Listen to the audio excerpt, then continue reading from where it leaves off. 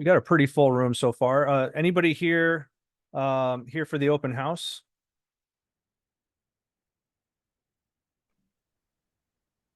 Hi, Jack. This is Nandishwar. I'm here for the open house. Nice, nice. Welcome. Thank you. I'm going to give a few more minutes for people to join, and then we can start. I mean, if anybody has any ideas they want to talk about for stuff we could potentially do today, now's a great time to do that. I've got a few ideas I can talk about too, um, just so we have options.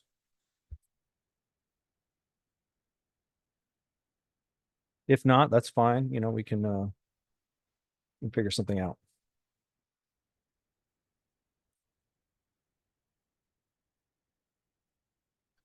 All right. Hello, everybody. So I thought, we've been working on this spreads, obviously, and we've been trying to find ways to find indexes and stuff so we can filter for volatility. And Mhm. so one of the things that we've been discussing is to basically build something that we can calculate the volatility, like when we use VIX, for example, for SPX or SPY, or there are other things that we use like VXN, I think is what we use for Russell 2000. And they are working very well. But then the problem is there are some of these things that we are trying to actually include in this bot, in this algorithm, which they don't have any indexes, or there are indexes available for them and they are very hard to get. They're very expensive to get, basically. Like for TLT and TBT, that we are going to have to use because that will be one of the counter ones that balances everything. We don't have any index that's available. There are indexes available that move, or other indexes that you gotta get like Bloomberg Terminal or something very expensive.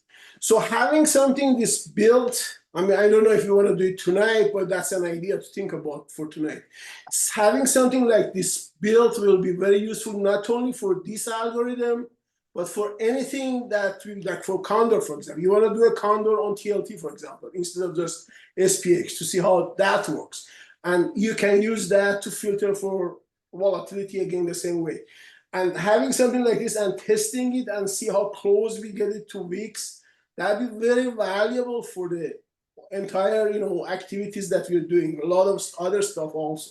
So this is something to think about. If you guys want to vote for this, I want to put it on, and I really encourage to vote for this and try to start building it and testing it, because it will be very useful for this one specifically. We need it for sure for some of the stuff, and for the future for use in general. So it's something that I think we have to build anyway. But if Yeah, you guys want yeah, to build it tonight, then we can start looking at it too. That's one thing. definitely. I think we could just make another component similar to, the VIX component or the or otherwise. And I've already seen the IV data when looking at trying to figure out the binary search for the strike prices based on the delta. And so I know where it is, and I don't think it'd be too hard to figure that out. Yeah, I love that.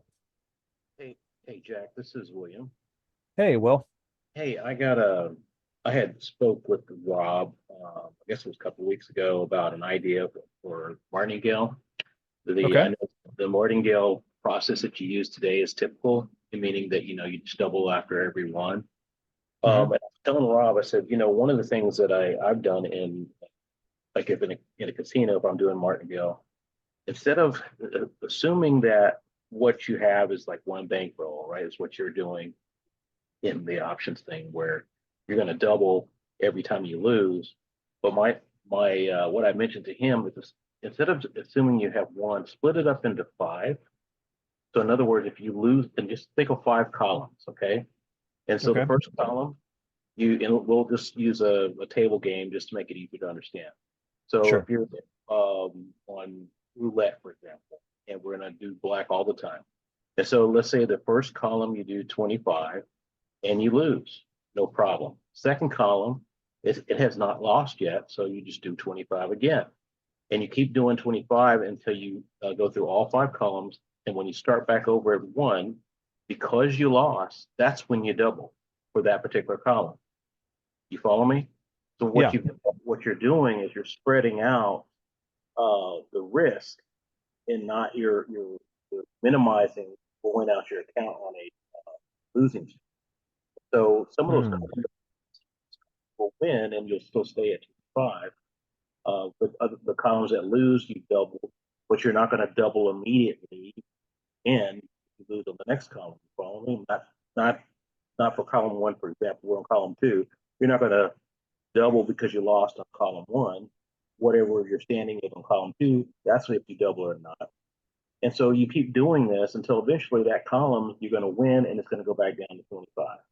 So that's the idea I mentioned to Rob. He said that was really interesting. He'd never heard of that.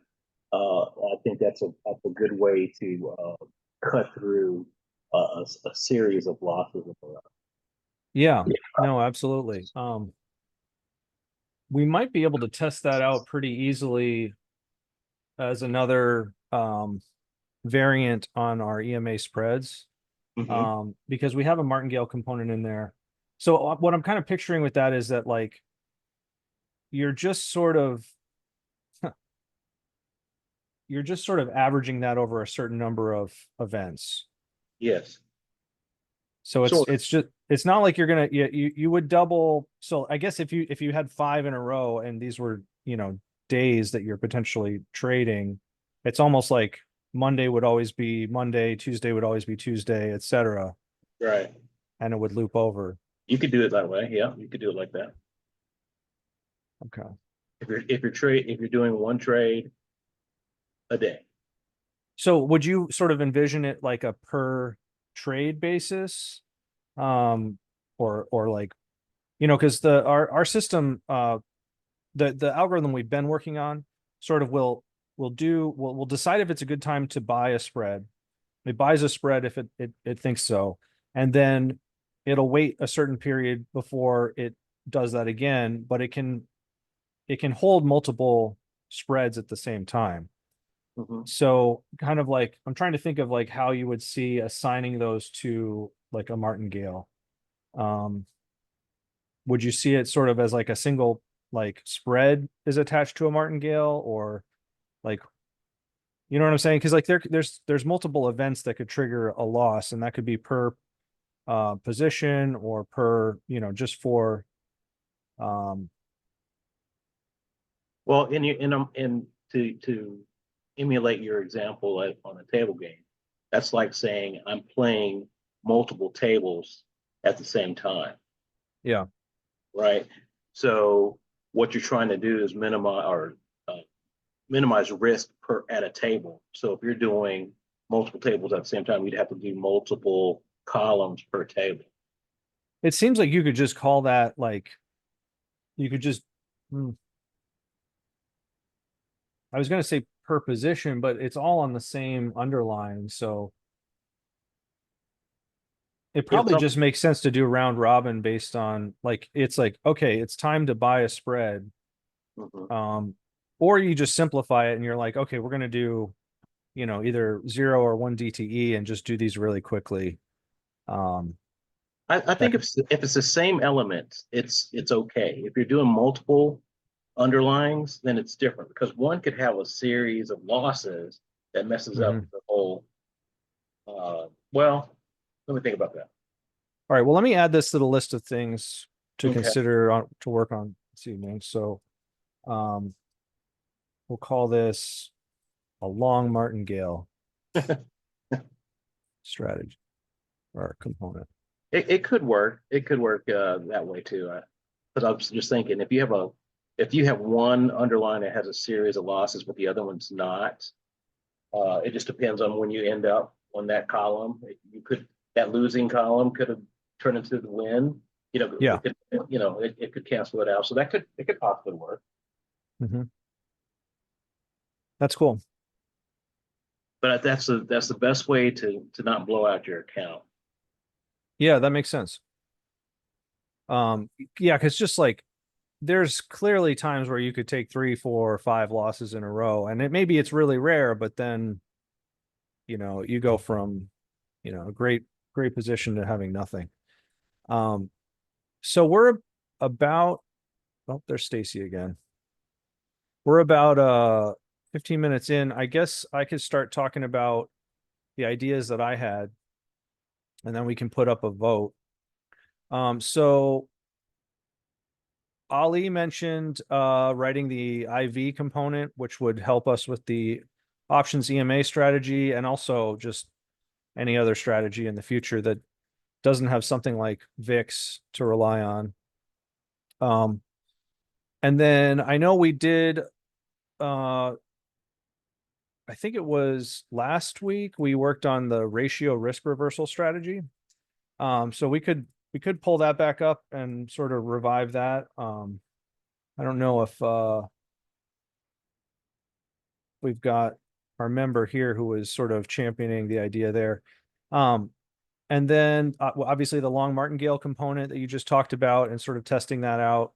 I think that would be easiest to do inside of, just a variant on the options EMA strategy. And we can do like, probably do short. I mean, we already have a martingale configuration for that, so we could just modify that. And then I threw together an idea, like just in case we wanted to do something completely different. We could do like a really simple stock strategy where it's kind of like the moving average crossover. So you'd use like a 9 SMA and a 100 SMA, and you go long when the 9 crosses above the 100, and you close when the price crosses below the 9. But it's super simple. But then the idea is you take it and you make it so that it can run on multiple stocks at the same time, because we already have extended the options EMA strategy to do that. And we could test with, different EMAs, and it'd be fast to back test. And obviously stocks are, I think, a little lower risk than options. So that could be a possibility. So I don't know if there's any other ideas. Oh, we got one more person joining in. If anybody has any other ideas to talk about before we put up a vote. Let me pull up I need to make the poll. Let's see.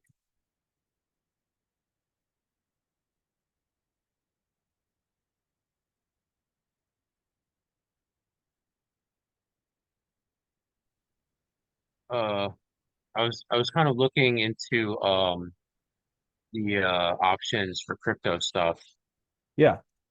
or like which exchanges might be a good idea to use. Um, and I saw that Margex, um you can do options trading on Margex, and there's no fees. They have zero fees, and it's actually trading view trade it's Margex is trading views crypto exchange. It's like brand new, Oh, that sounds so cool. yeah, and there's no know your customer credentials needed to use it, so it's like super easy to use. um you don't have to use a VPN or anything like that. Nice. um and also they're also doing airdrops. So there's like So a worth signing up 5,000. just in case. Well, I mean, basically, Yeah. um, yeah, but I mean, they're doing a Caspa. They're doing a Caspa airdrop right now. Or, I mean, we're probably, but I don't know. That might be an interesting idea to pursue. So yeah, we'd have to look at, I don't personally know the amount of work required to support a different broker. Well, I don't know. I think that Lumibot uses this library called CCXT, which is it's like the crypto trading library. Okay. So it's like it's built into LumiBot. Okay. So So it wouldn't be we that might hard. be. I don't know. I haven't really tried it. I haven't personally been able to get any of the stuff to work, any of the LumiBot stuff uh to work on any of the exchanges. I usually I don't know, I think it it needs Rob got it to work one time. He Mhm. updated it or something, and I tried to do it afterwards and I couldn't get it to work. Um, but I don't know.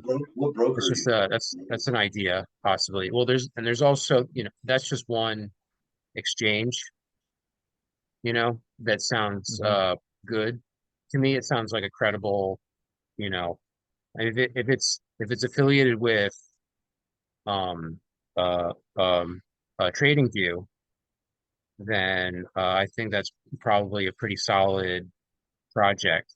It's probably not going to get rugged or anything like that, at least anytime soon. But you never know. Um, Sounds cool. yeah, You want to drop the link in chat and I'll take a yeah, look at that yeah, later too. yeah, sure, sure.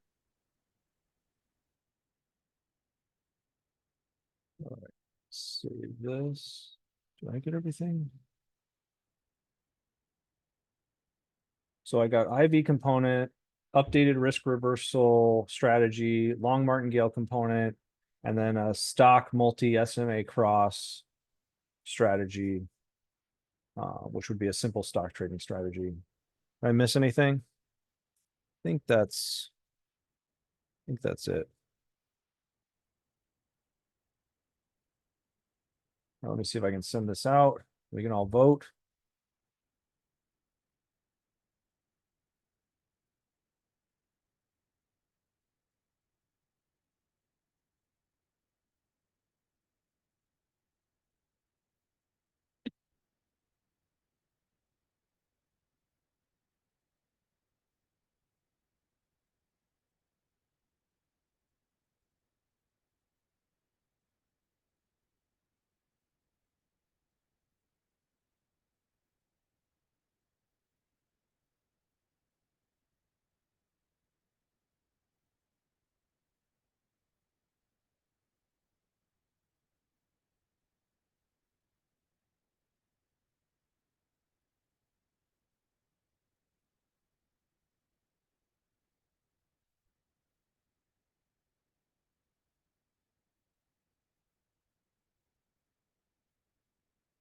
This is a very close poll.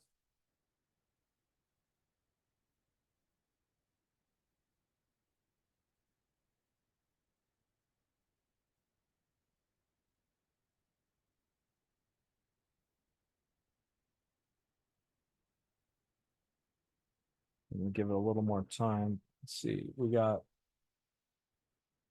71% have participated. We still need a few more.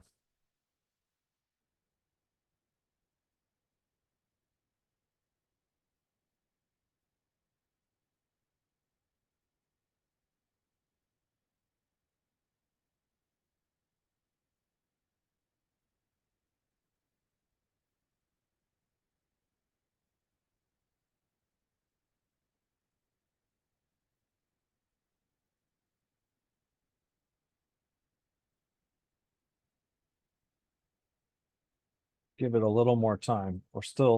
We need three more people need to respond. I don't know what we have one thing slightly in the lead. This is like watching horse racing.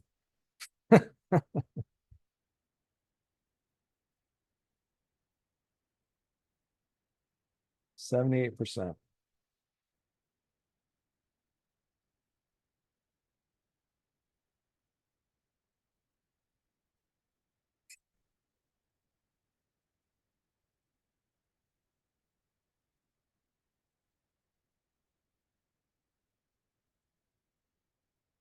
I'm gonna save this broker link to my notes.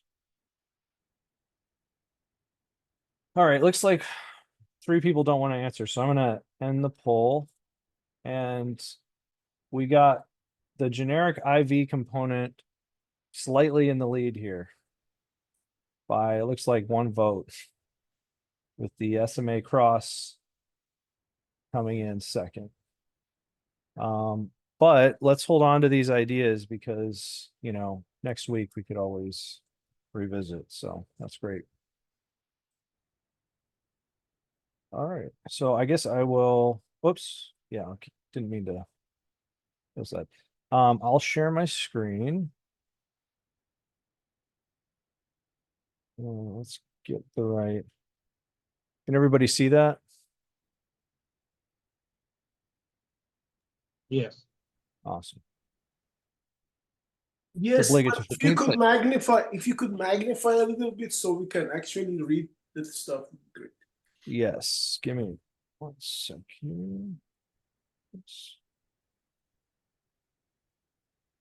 Oh, that's not what I wanted to do.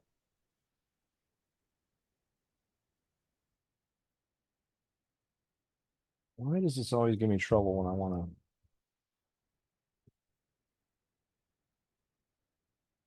I'll just do it through here. My hotkeys aren't working.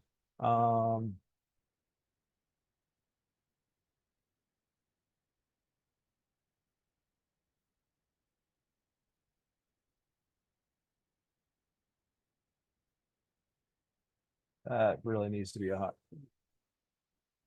Control plus. Is that better? Can you guys read that?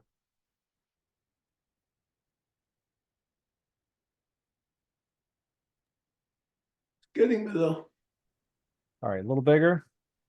If you could, yeah, just a little more. It's one more size. There you go. That's good. All right, perfect. What's this? All right, so I'm going to, we'll just start with a new branch.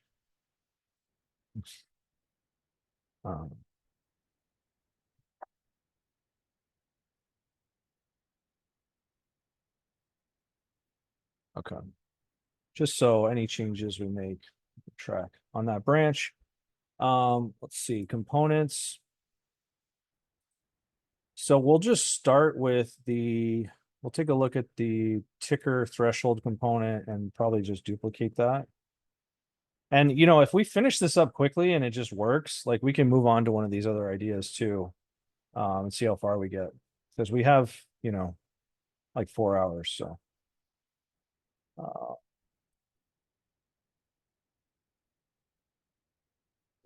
We'll,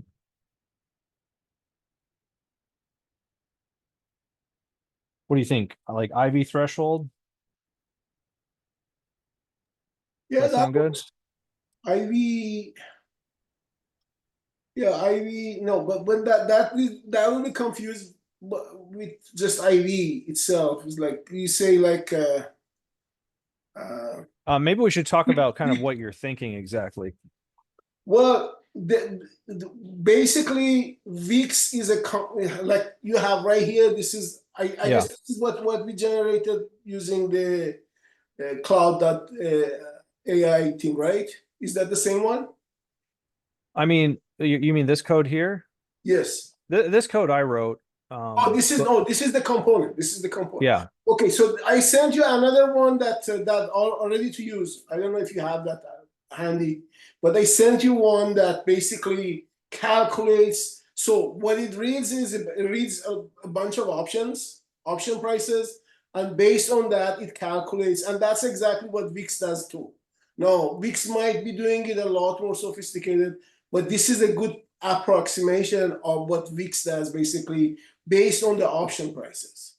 So I can resend you that email that I sent you quickly if I can find it. And you can just use that.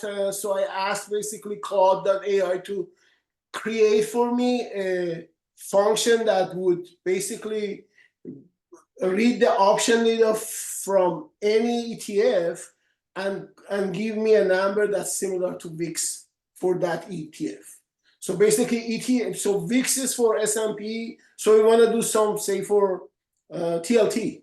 Then we just give the option data to this function, and the function would give us something like Wix that we can use and say, okay, this is the threshold where we're gonna trade or we're not gonna trade. That's the idea. Okay. So that function is available, and just basically we're gonna just figure out how it works and if it works. Yeah, And I got it loaded up right here. I okay, you found go. your- Okay, I that's found the your one. email. Okay, yeah. So this is just was generated by AI. So we gotta make sure it actually makes sense. But basically, it does everything. You can see it reads the ETFs, and then for Mhm. each of them, it generates the thing. So it's supposed to work, but we just gotta make sure it makes sense everything before. Yeah.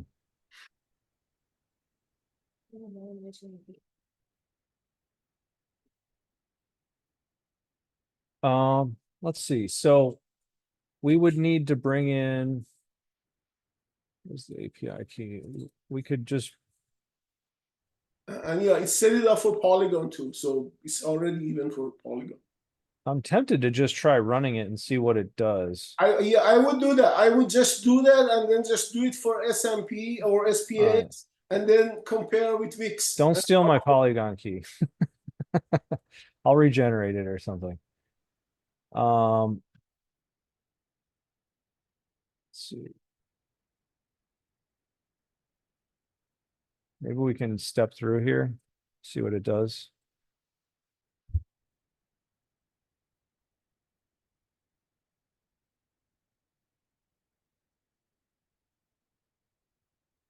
All right, so we're getting option data for TLT first. Did it get anything? It did get something. If this just works, it's time for me to quit my job. And there you go. They never give you something that just works. You always have to. So what do we have in option data here? So it's trying to get it by key expiration date, and there's no key here for that. Just trying to day details Greeks. Did we miss any inputs maybe down there? Some input that was like generic input. Can't make this any smaller. There we go. Look, it's got IV right there. All right, let's look at what are we actually trying to do here. So group options by expiration date. So details, expiration date. That looks like what we want. So it would actually be, let me test this. Do it like this.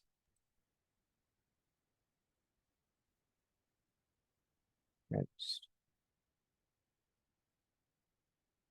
Did I spell that wrong? Spelling was not my major. All right, so that works. Just throw this in here. Put a breakpoint, stop and restart.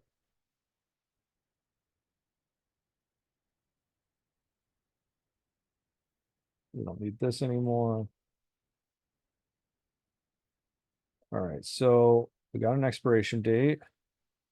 It's not in our list that we're accumulating.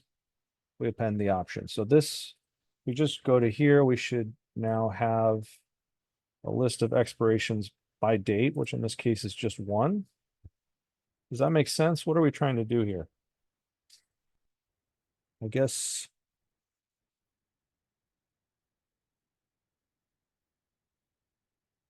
I wonder if this is similar to like requesting the option chain. But let's keep going. All right, so for every expiration date, an option and expirations. Iterating through. Yeah. Is this even accurate?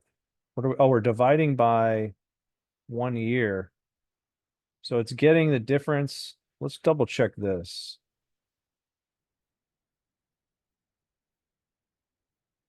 $23 days, that seems reasonable. So we're getting 6% of a year. And then we're looking for any option that's of type call. And getting a strike price. Yeah, this is, I believe it's based on the at the money, so it would be like delta 50 or strike price as close as to the actual trading price.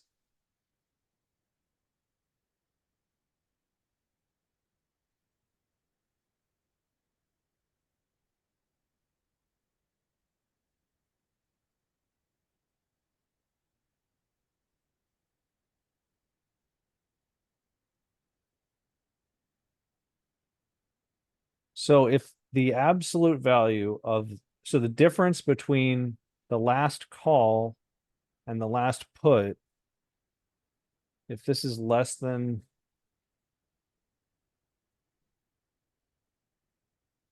I'm trying to understand the logic here. Maybe the last step, like I find sometimes reading it in reverse helps.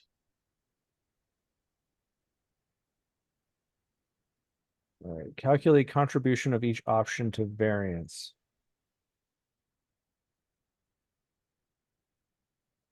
I mean, one thing that looks weird to me, so just get option data, so getting a symbol,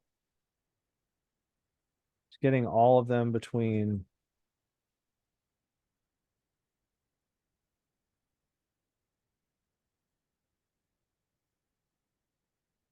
current time and I'm just trying to understand, like, these are interesting, these hard-coded numbers saying expiration dates greater than 23 and less than 37 days from now.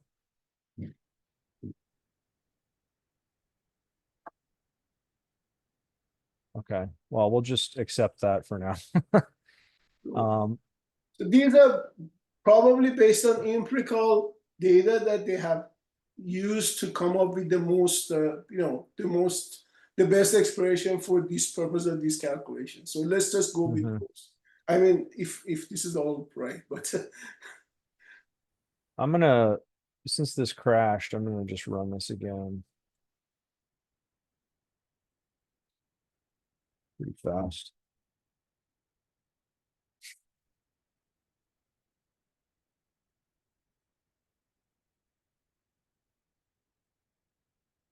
So I think part of the problem here is I don't think,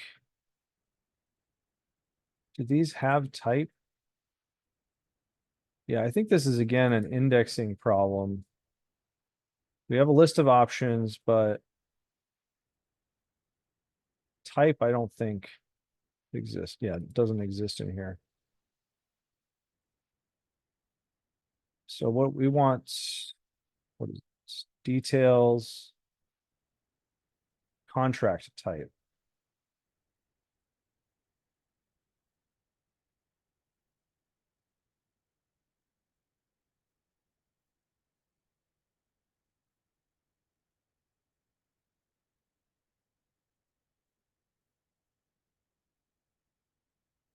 And then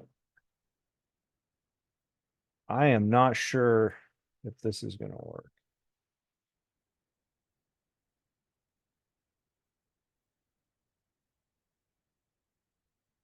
I think we probably got to inject details again here.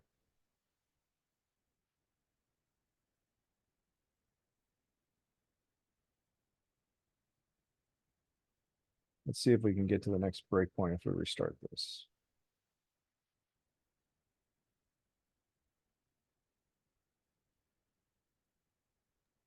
so it's the formatting of the polygon data. Yeah, it's just slightly different than it expected, but it didn't crash. Are these all, yeah, this is call. Let's double check this on the side here.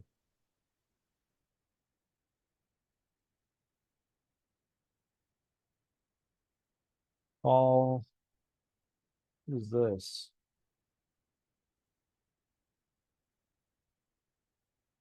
Call.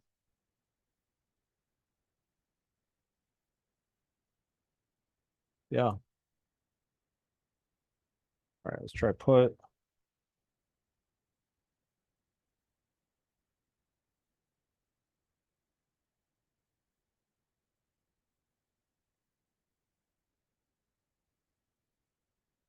Nothing. So there were no put options. All right. And then forward price. So this we probably have to update as well. Just copy what we were doing before.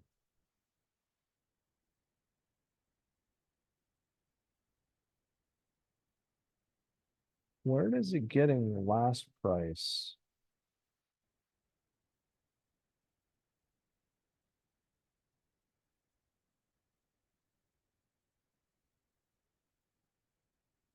We don't have a last price. We might have to get the price for each one.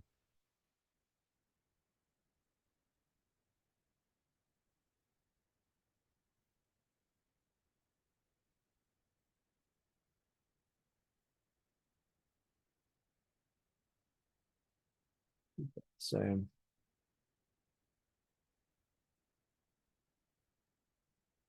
That's the underlying price.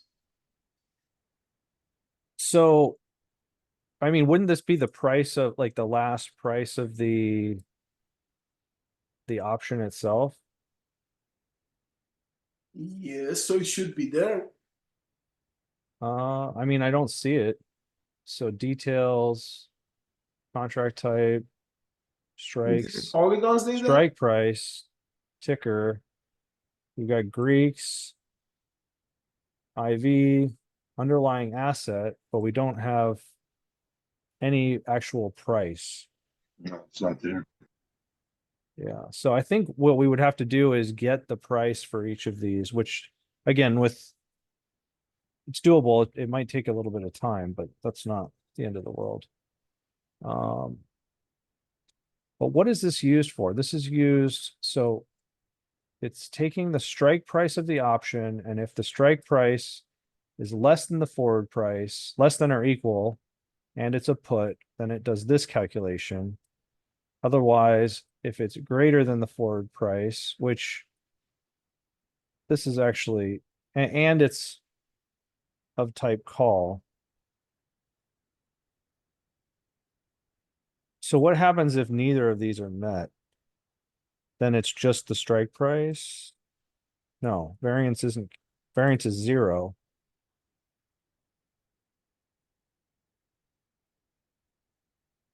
And then it just becomes negative forward price divided by time to expiration times 2. There's gotta be variance. You won't be. Well, basically what happens, think about it this way. Like, what if the strike price is greater than the forward price, but this is a put, right? So in that case, neither of these would execute. But honestly, I don't really fully understand what the point of the calculation is anyways. We probably would need to run this and look if it makes any sense. Like, Yes, I think, yeah. put I out a think bunch of yeah, values. because the math might be too complex for now to just trying to figure out. So I would just wanted to make sure this is generated by AI, if it generates the right results right now.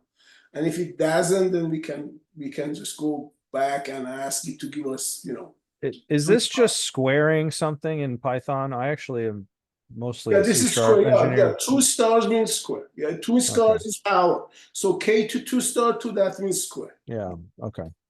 So strike squared times the last price divided by time to expiration, and this is a percentage times K Exponential. squared, which is the strike squared.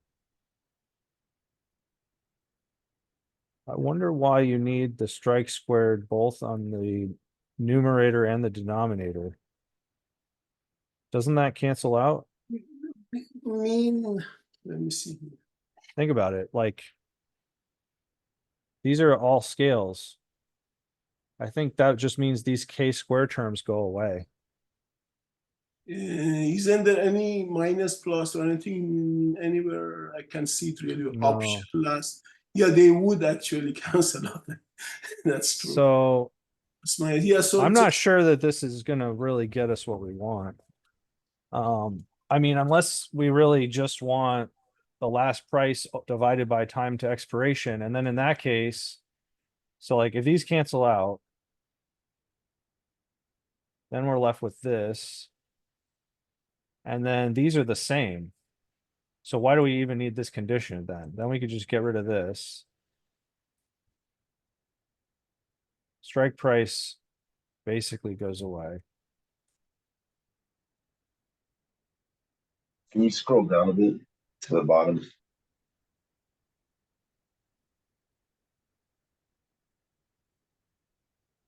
And then It it's looks doing, is that the trade logic is down at the end? Is that right? Or the example uses? What is that? this is just saying, go through all of the symbols, and for each Hmm. symbol, let's look up the volatility for each Gotcha. one. On the and one output before it. the interpolate 30-day variance, that looks like the final calculation. And then it converts Yes. it to volatility.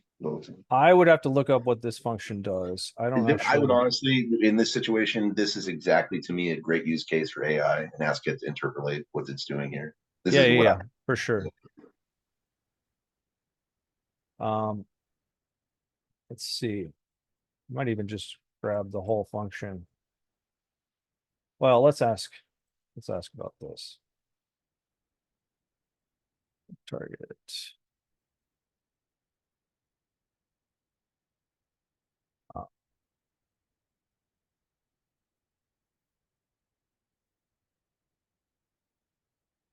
I don't know about anybody else, but I'm addicted to Replit for this reason, by the way. It's for AI. It's built in. So yeah, I haven't tried working in that. I'm I addicted just to it deploy already. with it. Yeah, no problem. I'm just like it's like literally everything I've been waiting on as far as a dev tool. Have you tried out a cursor? I've heard good No. things about that, and it's like heavily integrated with I mean, you can use OpenAI, you can use Gemini, I think, and a couple others. Yeah. Maybe Claude. Yeah. Replit. So Yeah. Go ahead. here's what each part does. So let me actually see if I can make this bigger to read. These are input data points where this is the array of X values, Y values, dependent.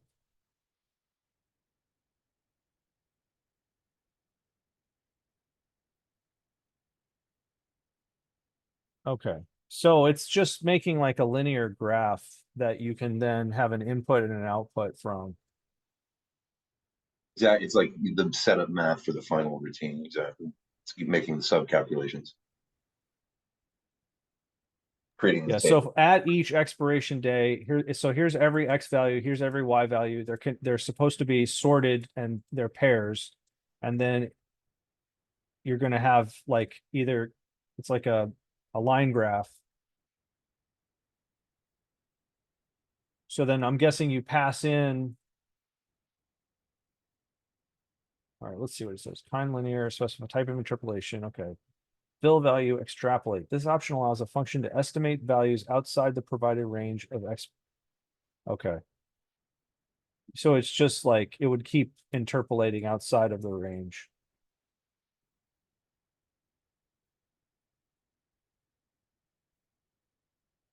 All right, so then what we're doing is we're just asking, okay, so then if we interpolate to 30 days out,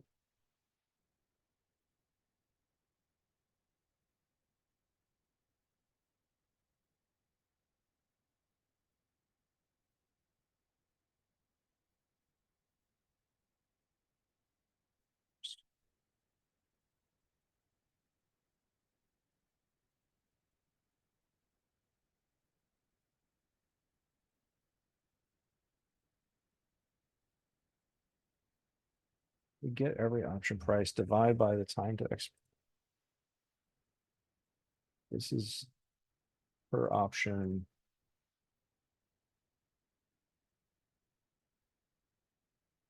And then you're converting that in the final step to volatility to get a volatility measurement. Is that correct? Yeah, so then it's taking the square root and multiplying it by 100. So 30 days out, it interpolates to 30 days out, whether or not, you know, it's even outside the range. We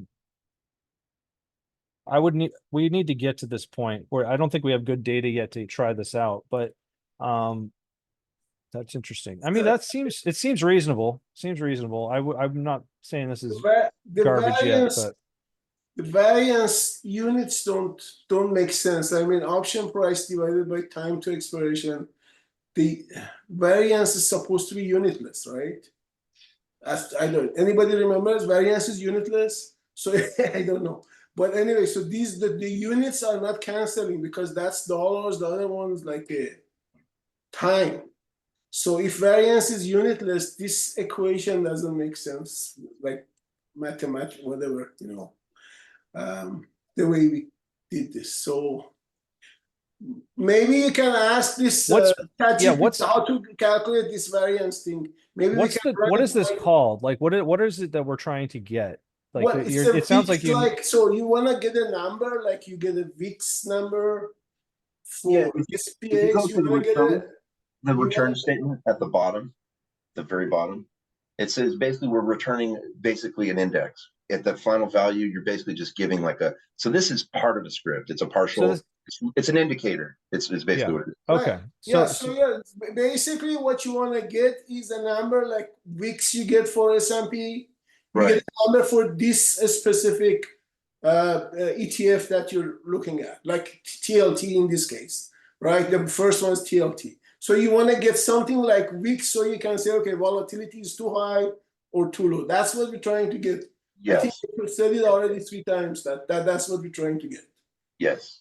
Yeah. I think we're all, I finally get it now too, though.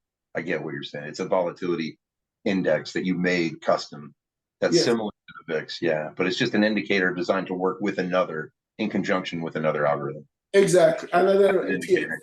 Another ETF. Correct.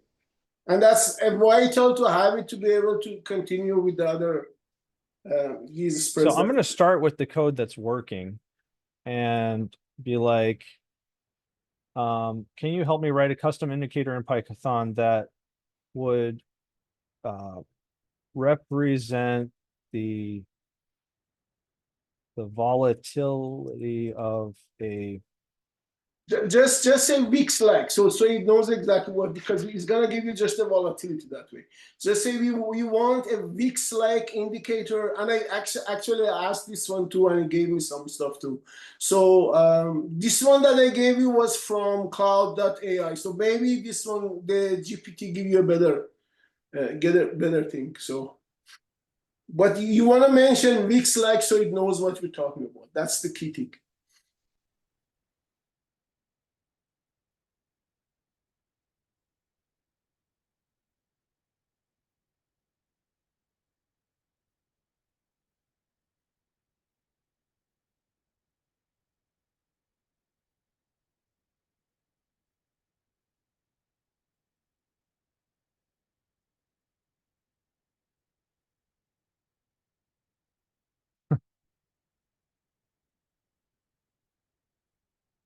All right, let's see what it does.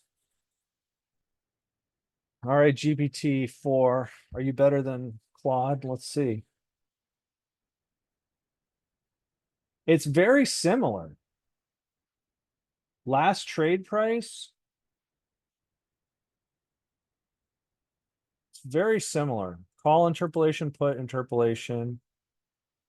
Yeah, see, they go find it from the same place, I guess.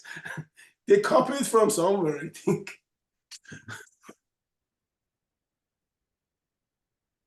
All right, let's just grab this and replace it.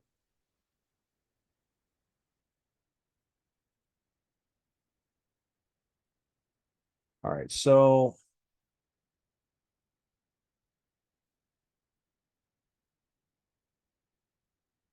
let's see if we get here and then we'll step in.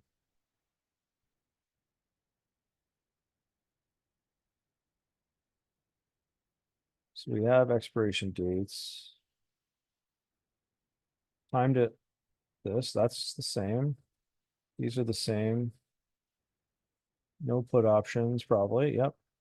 At the money, all right, interesting. Oh, that Oh, helps. that crashed, that crashed. So this part, index out of range. There are no put options. So how do we handle gracefully? Let's all options plus put options.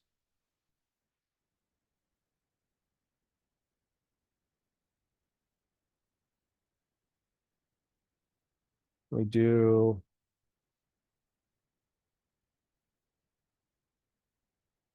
There are no at the money put options. What expiry? That's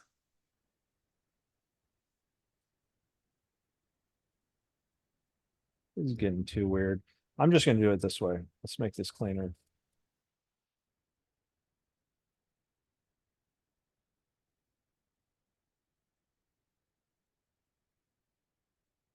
So this is saying, trying to get, so count the number of call options divided by 2 as an integer. So that rounds down so that we have an index. So that's just finding the index. I think it's assuming these are sorted by strike. So that we would, and let's see if we can check that. Is that even correct? Details, strike 60. Strike 65. Looks like maybe that is correct.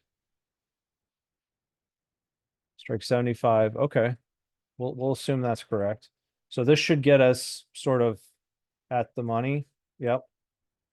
And then we're trying to do the same for put. And we're adding them, we're averaging them. So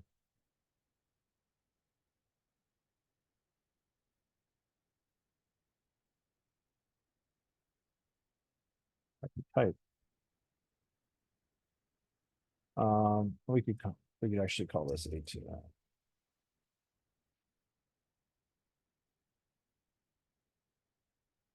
And then is it all right for these to be 0? I guess that's going to bring, we basically don't want to average them if one of them's 0, I think, right? This is just trying to figure out what the average of the 2 at the money are.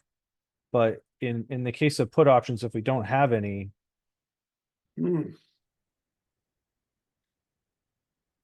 if you don't have any, just use the call, I guess, for now. yeah, right? so let's do that. So we'll So- say if So, put but if you options- average, you already. if it's greater than 0, we'll do the calculation.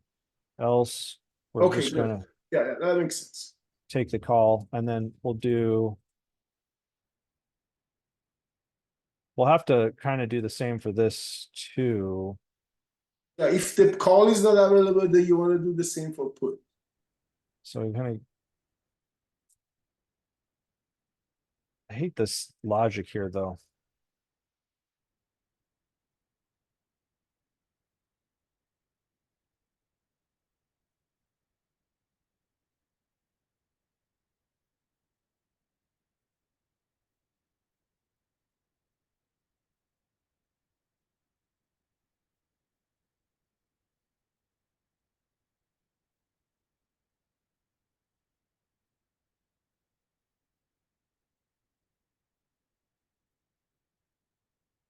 This is really hacky. I hate that I'm showing you guys this, but we're gonna go with it.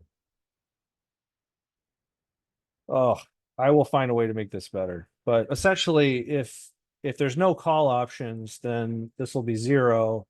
And then, if there are put options, then we can potentially replace it with the put option value.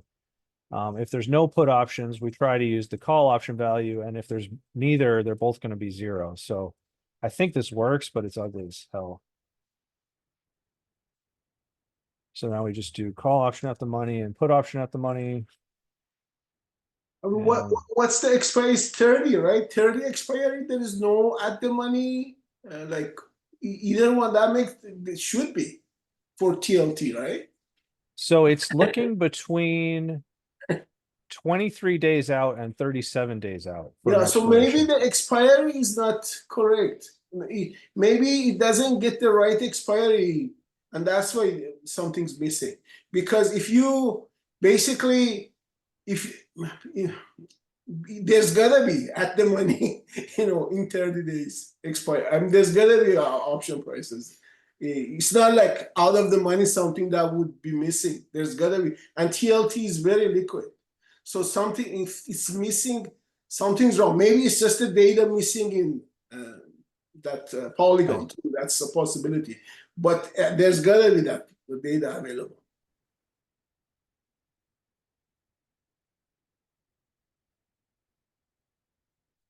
Did you get that right? Yeah, it did. All right. What I'm going to do is throw a breakpoint here, and let's take a look at these. Let me make sure this is all right. I don't remember if this was supposed to be an integer or not. Let's just make it an integer since we're talking strike prices.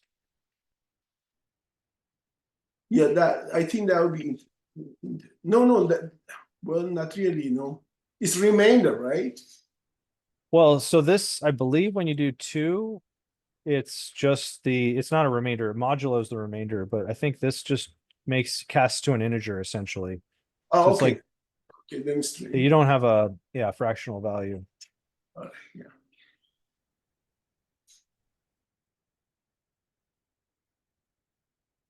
So we're looking between 2024 10/3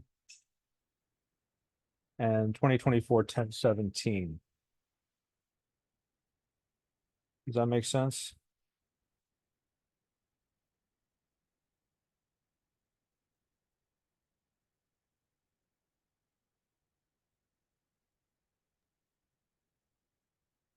Yeah, that's right. Can anybody double check that if there are any, there are no puts then?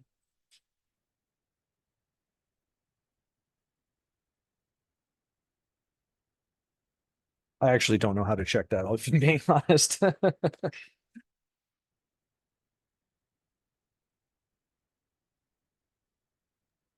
You gotta go to a broker. I gotta log into a broker or something to check that.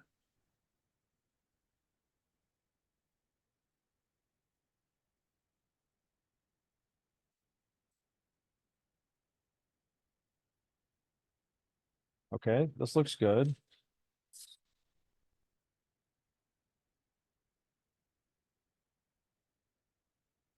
That's not gonna work. Yeah. So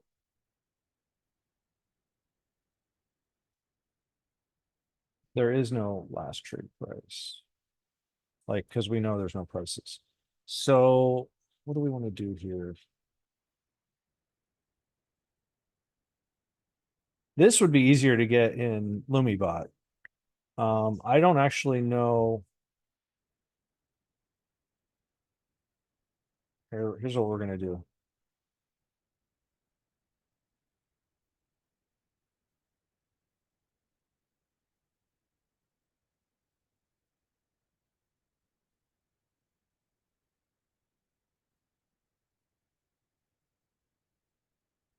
No field for the trade price. We need to send another request to Polygon to get the price of the option. Please update the code to do this.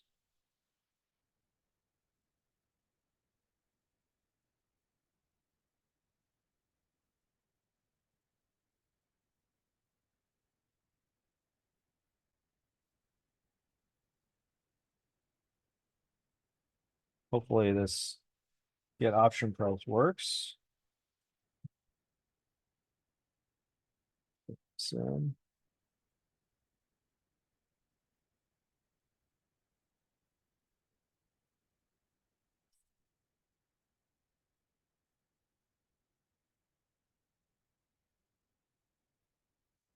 let y'all call and put prices.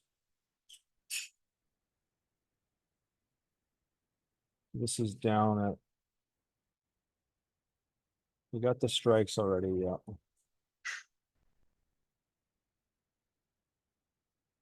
We'll just go from here.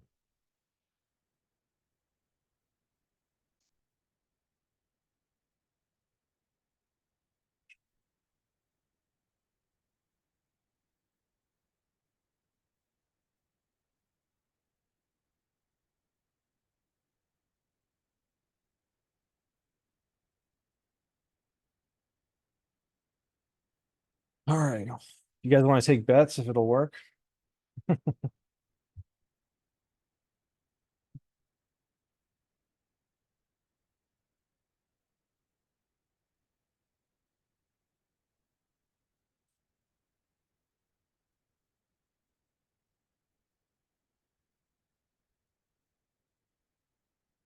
The error option symbol. All right, let's, I know we got that because we got underlying. So we're getting the option price, giving it the symbol. So it'd be underlying asset ticker.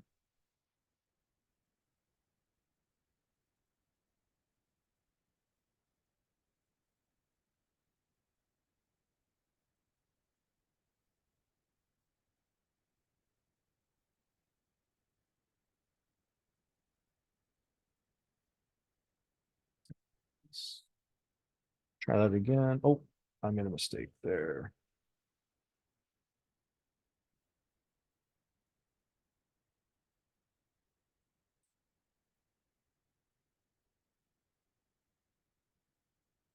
URL. Status code 200 is good. Now this is interesting. All right, let's just see if it succeeds. Get any output? Not yet. Okay, so call prices. Hey, wait a second. Can they all be the same price? That seems wrong, right? Yeah, these are different strikes, supposedly. Supposedly, yeah. No, they can't be the same. That's something wrong. Well, look at this. Get option price is not even supplying the strike or anything. All right, I think So it's getting no, but you're getting a call price at different expires. You know, right? I mean, it's yeah, I think all a right. strike So is like a strike is like at the money, right? So it's just I one. think I want to take a really short break here. I got to use the bathroom, but I think what we do is we translate this into Lumibot at this point because all of this stuff exists in Lumibot. It's super easy to do. And then we can kind of continue this process of figuring this out. But it looks like this code here may work. Delta K, Super call price. From my perspective, thank you guys. Yeah, absolutely. All right. I'm just going to mute myself for a sec. I'll be back in like 5 minutes at most. Sound good? Yep. All right.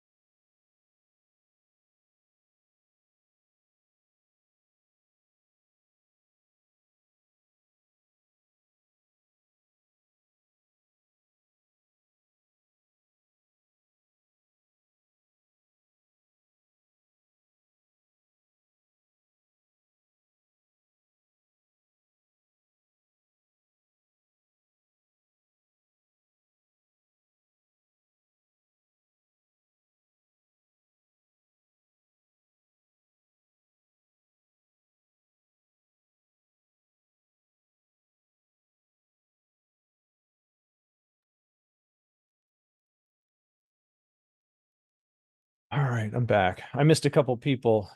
Eric, you're back. Hopefully you weren't waiting long. I didn't see you on the waiting list.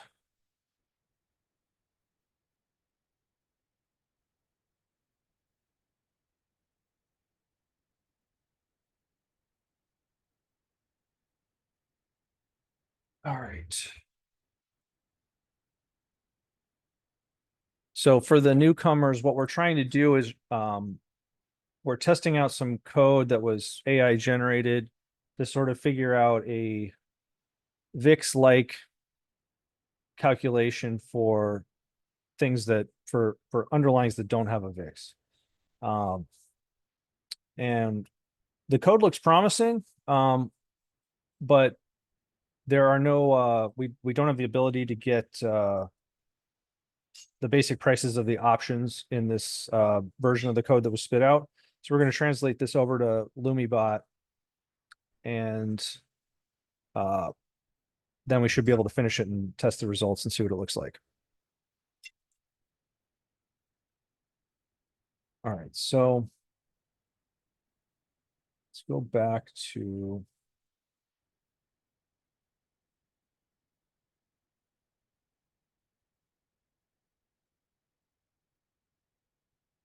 we'll rename this.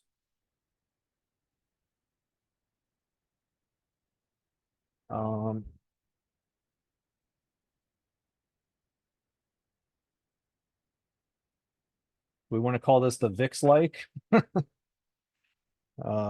Naming stuff is hard. Yeah, right. I was gonna say like pseudo VIX or something. Yeah.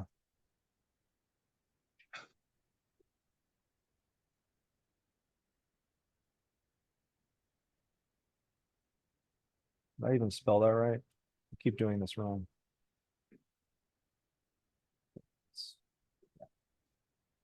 Okay, so let's get rid of ticker. Let's get rid of this.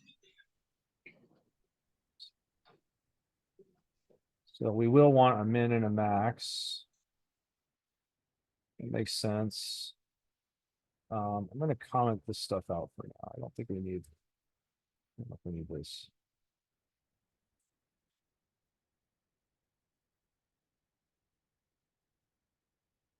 Get rid of this.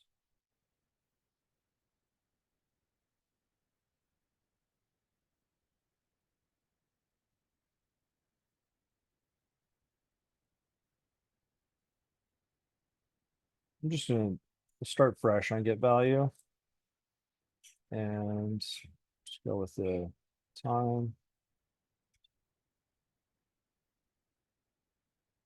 and bring in this.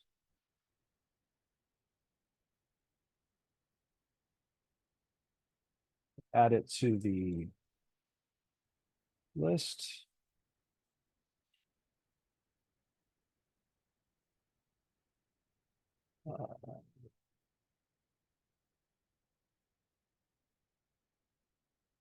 And then we need to set up a simple test for this. So we're back testing. Maybe we can just make a special config for it.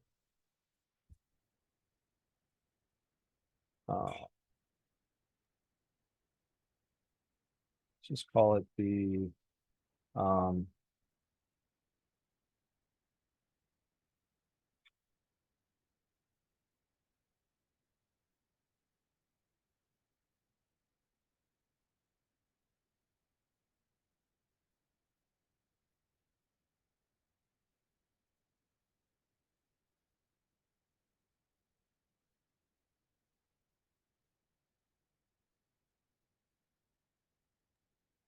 all right, so the main thing, I don't really care about any of this. The main thing I want to do is just have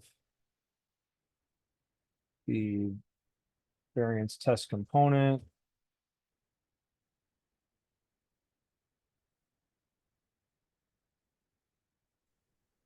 So this doesn't even matter. And we need to add the ability to create it. So in, let's see, that's component system. near the top.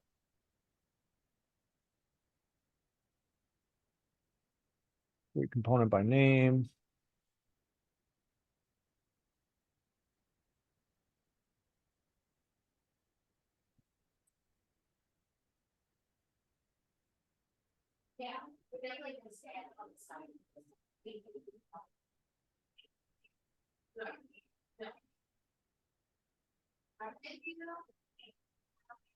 Sometimes AI is awesome. That was fast. All right. Then I just need to take this and it's going to have a min and a max. So we'll just replace this min, max. Delete this. We'll say 1 and 20 just as a test. So this should create our variation of TLT where we have one variance threshold and with a min and a max. So this will just be basically testing this threshold every day. Let's just see if any of this gets called.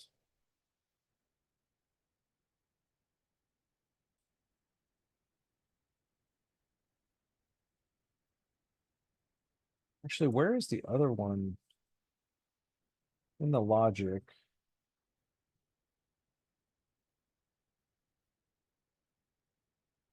So we're going to need to add something like this in here.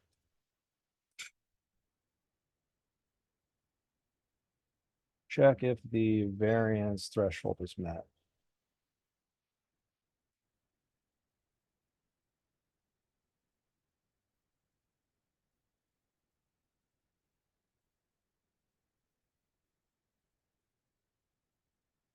So you could potentially have multiple. That's why this is a loop.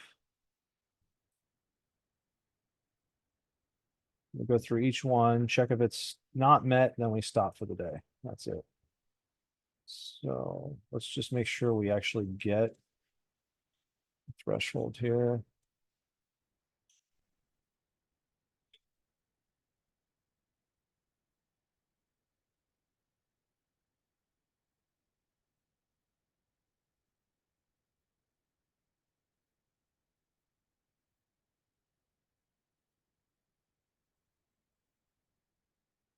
I should probably also set a short time frame.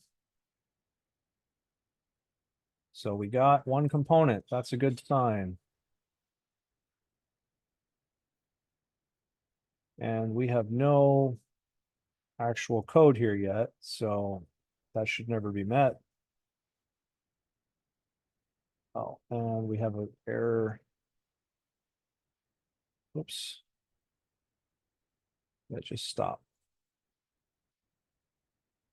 So this doesn't exist. I don't even think it's required. So let's get rid of that. So yeah, we're getting the value, checking if we're within the range, true or false. This is silly. Let's simplify this.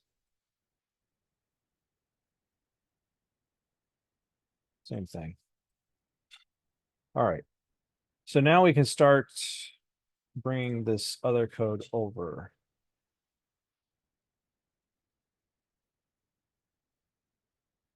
And I may just copy a lot of this.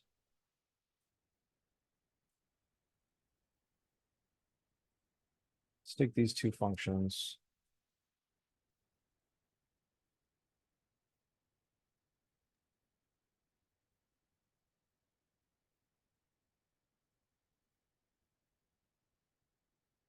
Okay. Just work our way through this.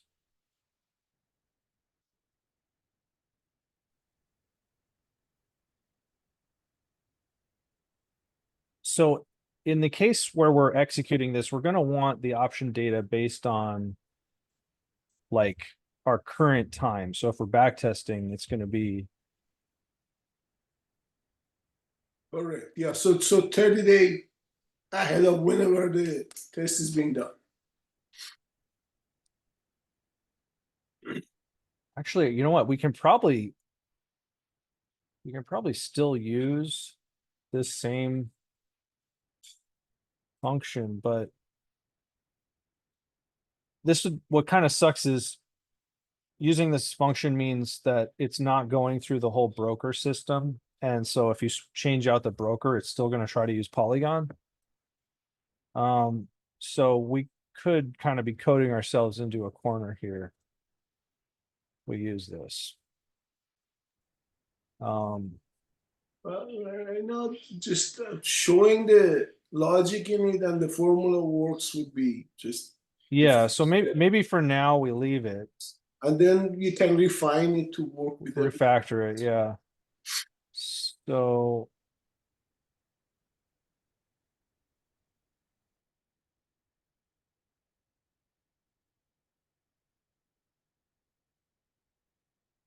we're gonna take the current time, the symbol, API key like before, self. And then we'll just pass DT everywhere here, because it's usually needed.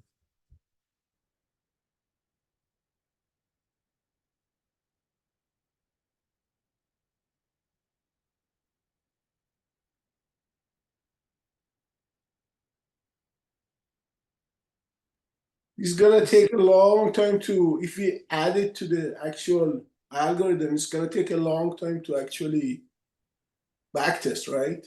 Adds to the time. We Or- can adjust the config so that it doesn't take so long. If we just do shorter option expirations, Mhm. like it doesn't take a super long time for it to run. The issue is that with these really long option expirations, every time you ask for a price, it's getting all of the data between when you ask for it and the expiration. That's what the brokers do, or the backtesting broker does. It's kind of crazy how much data it's asking for every single time you get a price, and we're trying to get a price for every single strike on that asset. So that it's a ton of data it's requesting, and that's why it takes a long time. But when you have just like a 1 DTE or something like that, it's much less data it's asking for, and it goes a lot faster. And this is the case, right? Just we're doing just one. Yeah, so I mean, you would set this up for a specific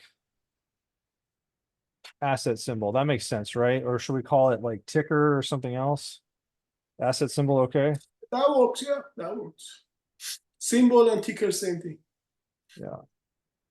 At So- least in this environment.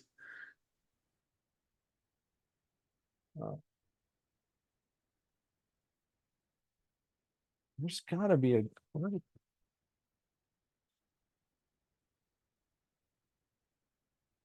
Can I just use this?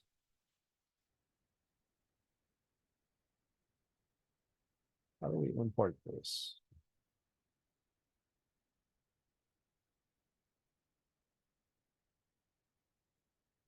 Let's see this works.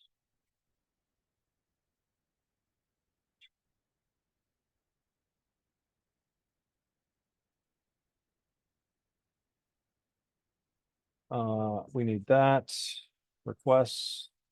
I'll just take all this.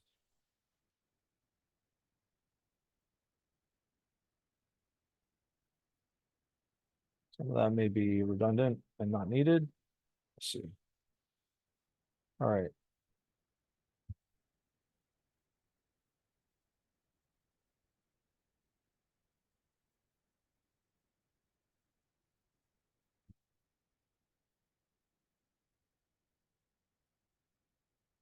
Just these two functions, right? Okay. So get option data, go through here, calculate the variance.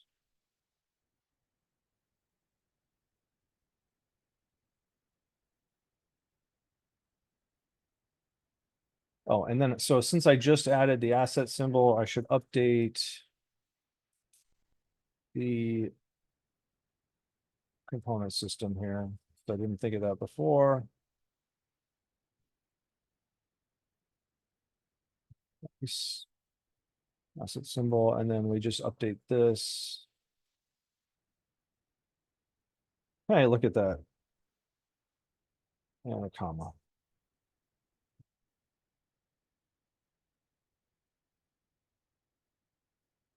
All right, let's go back here and see. These guys are right.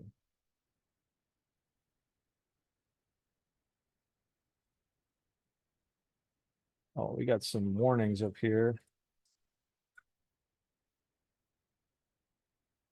We don't, this is what we're going to be changing. So actually, let's just comment these out for now and do call prices. Whoops. That didn't.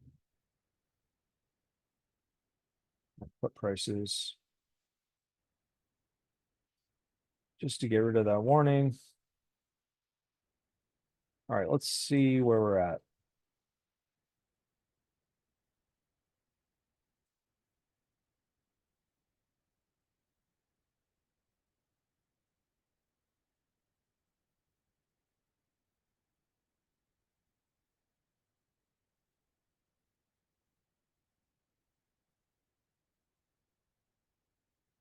Oh, that's good. Move this. That's good. Uh-oh. That looked like a crash.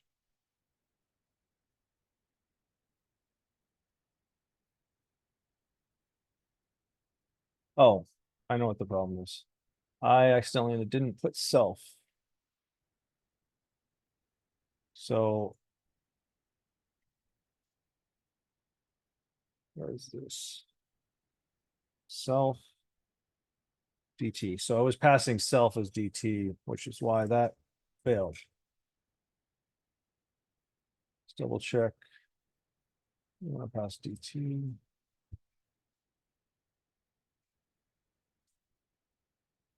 Yeah, okay. That should fix that.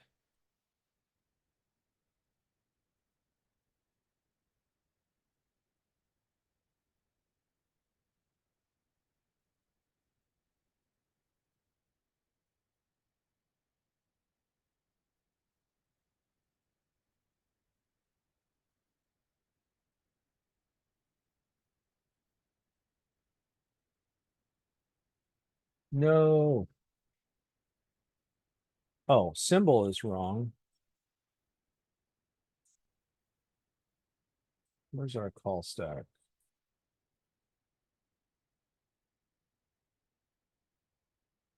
What? Oh. That's because I put the order of the inputs wrong. So it's actually pass a symbol first. If I had done these by name, that wouldn't be an issue, but too lazy to do that. All right, one more time. Third time's the charm? I don't know. Let's see.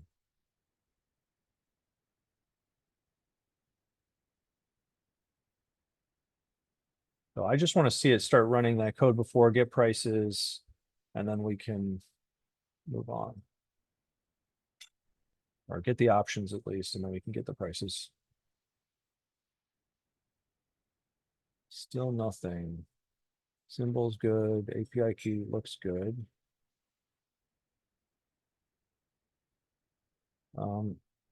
Let's just go here again.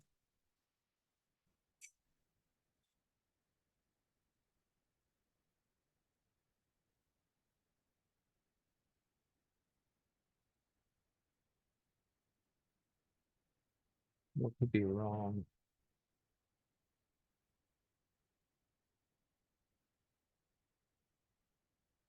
I mean, I suppose it's possible that where we're asking for, so we're starting in like,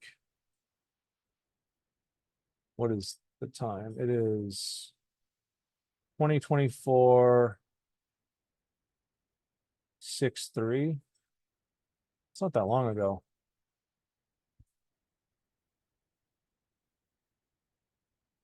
We're looking between 2024 6/26 and 2024 7/10.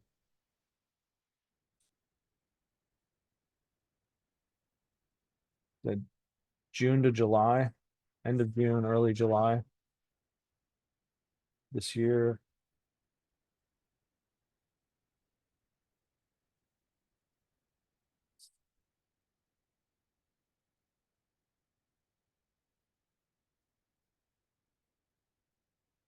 Yeah, so we get a result. It says okay, but there's just nothing in it.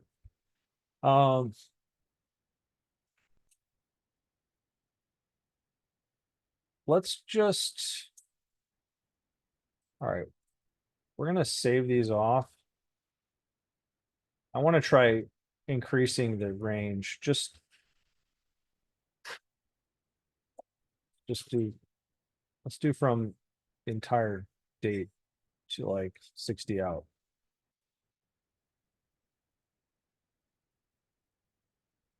If this doesn't get us something, we have other problems.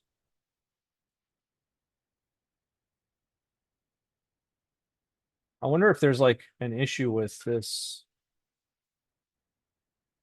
requesting historical data. That could be the issue.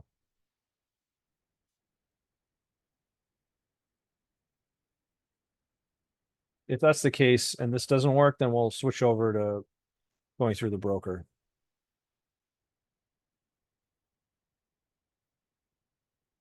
Or through LumiBot.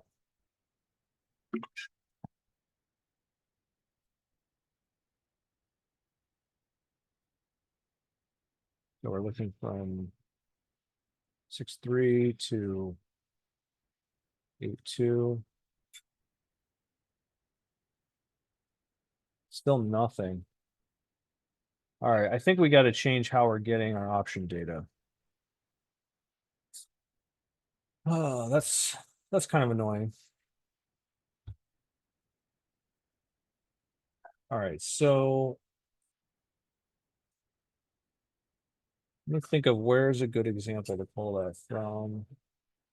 We're trying to get all the options within a range.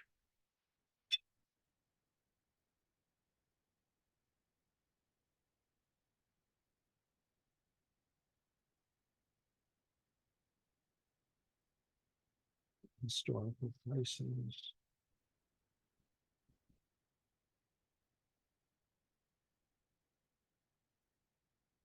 So I'm kind of thinking what we want to do is similar to what I was doing with getting the option chain and finding the options sort of in a brute force way. So inside of options helper here,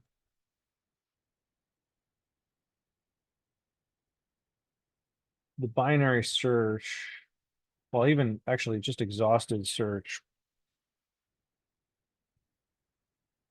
So we have a list of strikes and we're going through and getting all the deltas. But how do I get chains?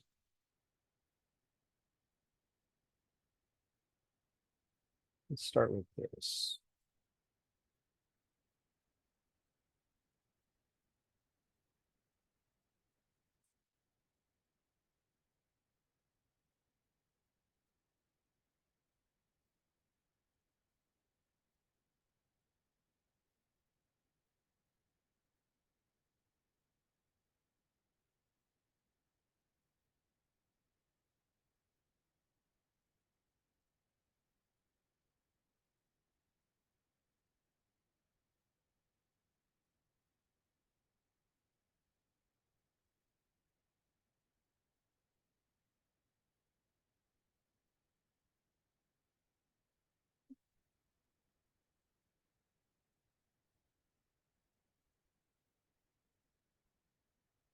Let's just take a look at this.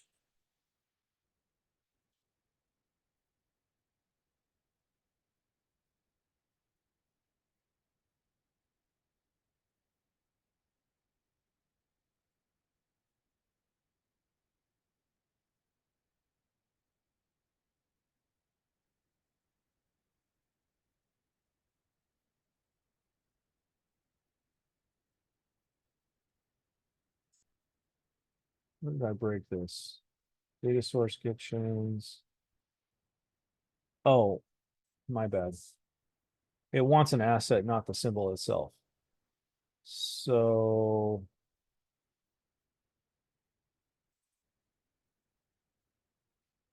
actually,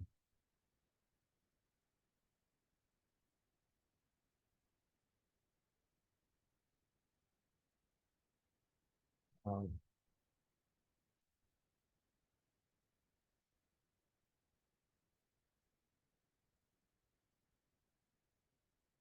I think this should need to import asset.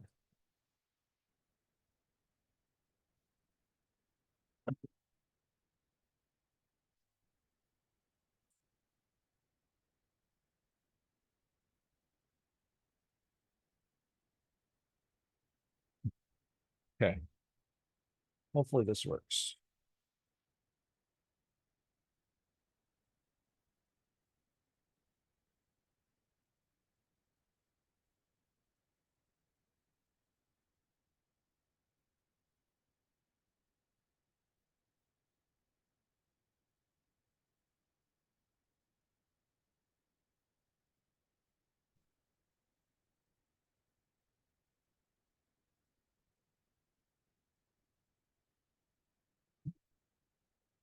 What?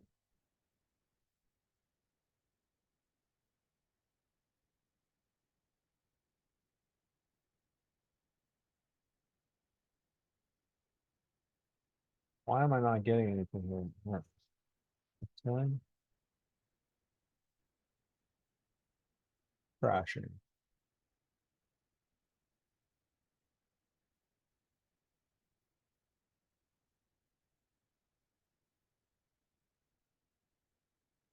I actually don't know what just happened there. I'm pretty sure this works. Let's go back to options helper. Yeah.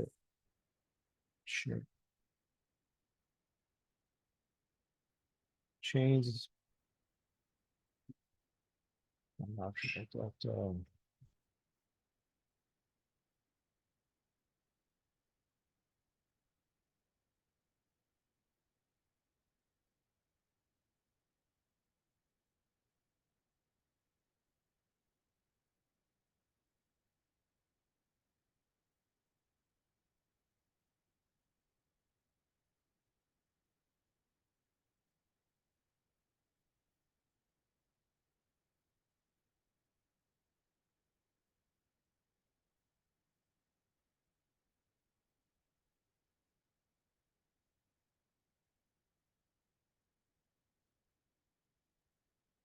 all right, I'm just gonna see if we can get some of these expirations. But that was really bizarre here.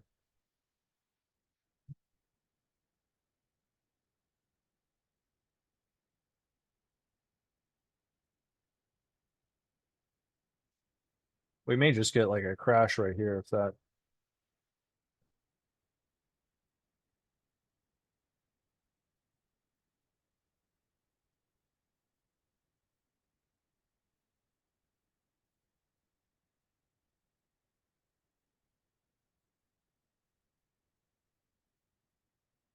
Keys.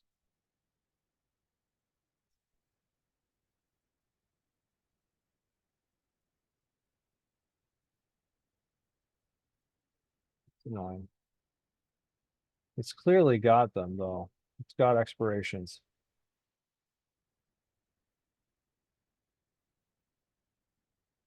All right, that's good.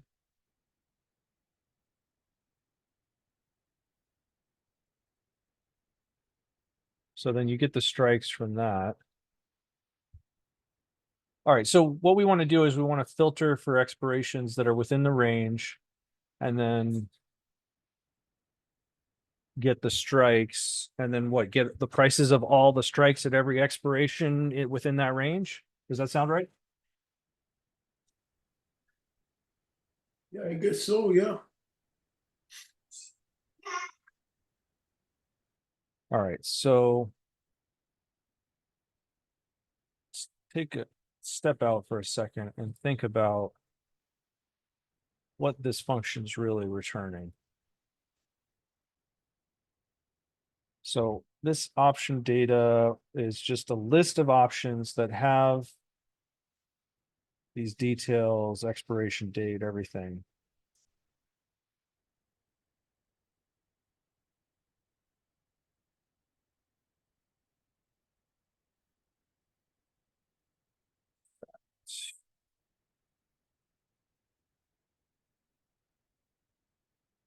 And then in calculate variance, what do we need? A lot of stuff. The type, strike price,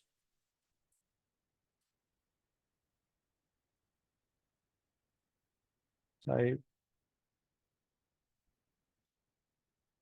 strike price. We need the actual price, option price, which is what we're trying to get here.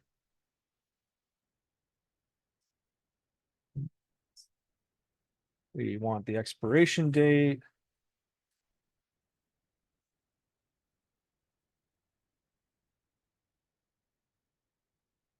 All right, so this is really what we want, the information that we need about the options to calculate it.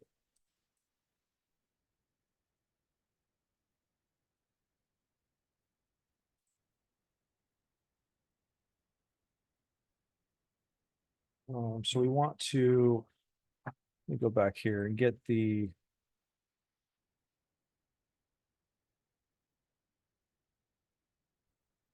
this code. So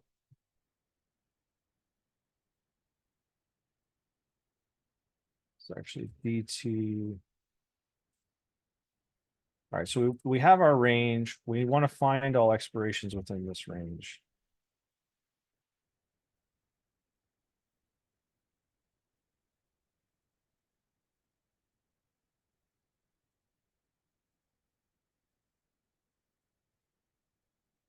I like To it. get anything the closest to 30, I think. By doing that, it's trying to find something that the closest date to the 30 that it can I find. see. That's the idea, I think.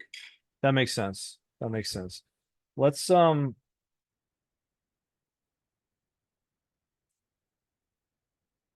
would we do we only want to run it on the closest expiration to 30?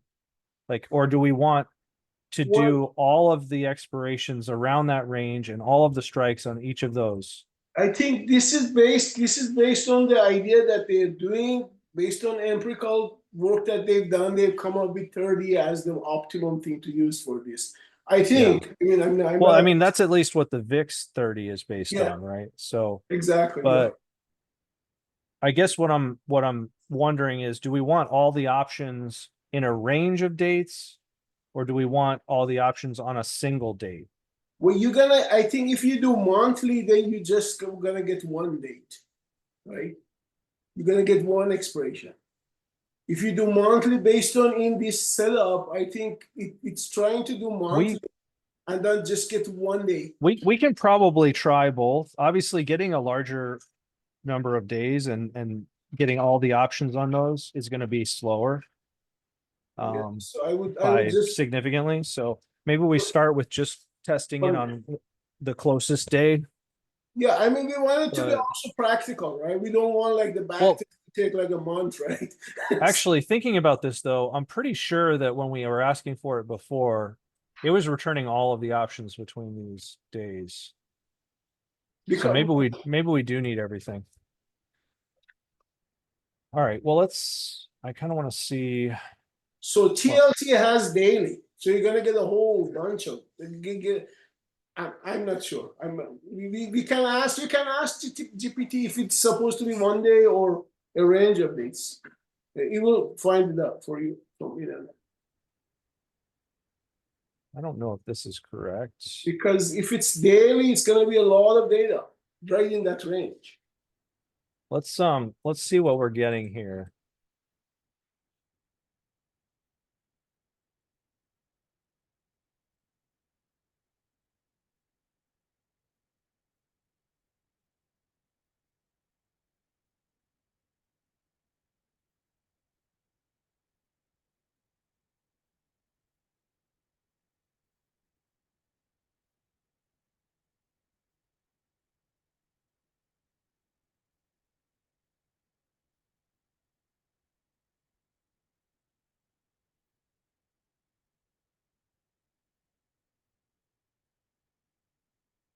This doesn't actually make sense here, but did it not get anything?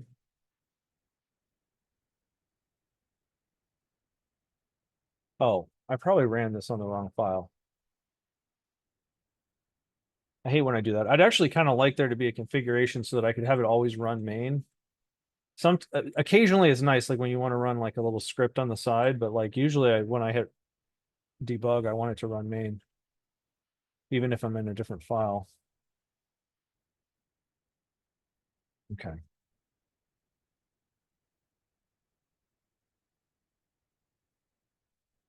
All right, that's promising. So 26, 28, 3, 5, 10 between 6 and 7, 10. Yeah. That's good. And then we should have something here. So these are the strikes on the particular expiration date. We get a bunch of strikes. All right. Let's change this. We don't want put. So that 23 and 37 is actually what Wix is using. So those are the exact number that Wix uses based on this GPT. things. Okay. That's clearly where it pulled it from. All right. So call strikes. We kind of just need to create assets now.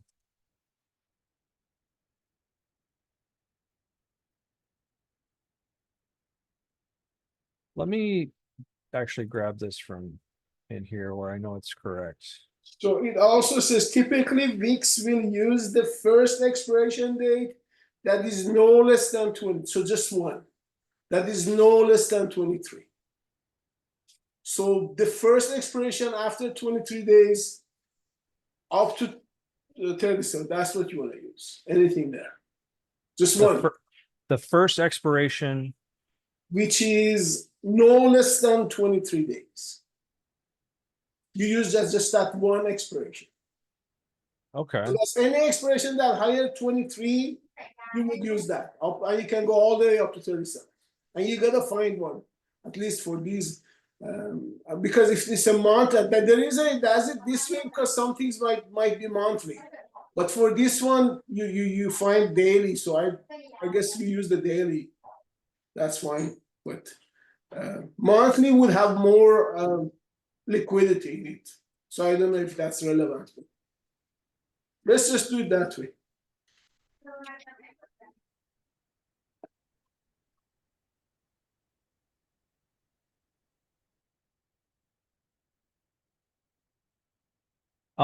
So what about the fact that we've got different calls and put expirations, right? Expiration should be you would have for calls and puts for any expiration always. So just combine them? Well, you gotta find you gotta find the first expiration you can find after 23 days. Oh, for each of them. Yeah, and then that expiration would be for both. You use that expiration only for all the rest of the calculations. So we wouldn't. I thought we needed calls and puts for this. We don't necessarily. Yeah, we need calls and puts, but for the same expiration. So first you determine what is the next expiration that's available after 23 days. You pick that expiration, and then in that expiration you use the puts and calls for that one expiration. So you don't mix up a lot of expirations. There's gonna be one expiration that you use, right? So what happens if, like, I mean, I know this is uncommon. I know usually there's similar expirations for calls and puts, but like, what if you have a day where there's calls expiring, but there's no puts expiring? No, that's the expiration date for the option. That's the options, the standard expiration date. When you buy it, say this is the expiration date for this option, right? So yeah, there would be the same. There would be puts and calls for that date for sure. Let's say combine call and put expirations. Make them unique. Yeah, it should be one. Yeah, first the same day, same expiration for both. And then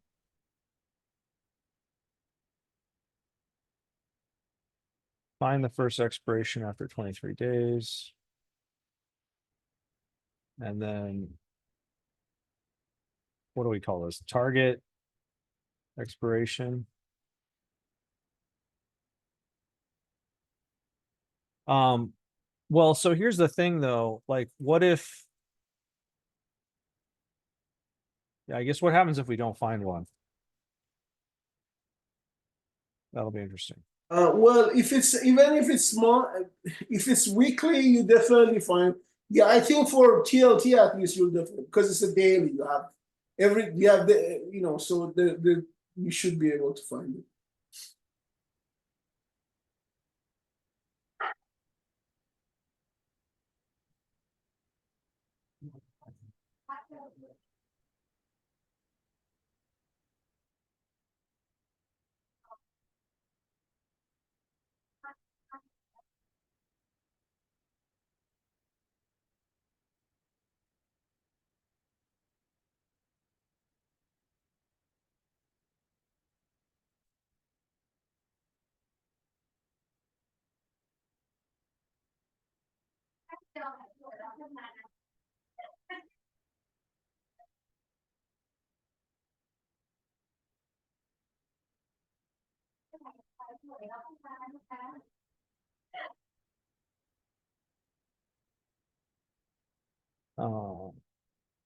Option.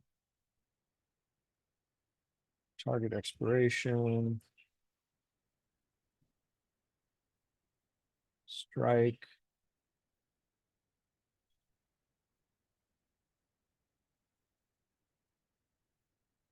I guess we get one for call and one for put.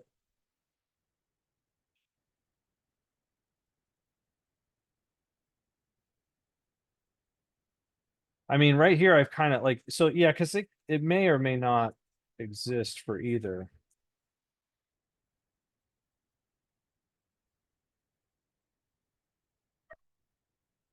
And then we'll use these to get the prices.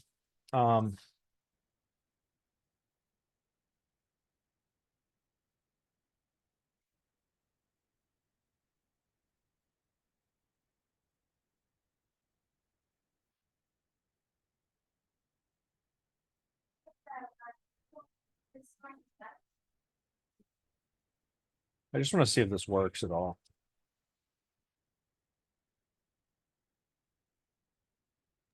Yes, yeah, let's just do a simplified version and then we can really do the maths and get into the details because there's a lot of details that Wix uses that, but I can look at that and then we can optimize it later, but at least let's get something going to see what kind of numbers we get.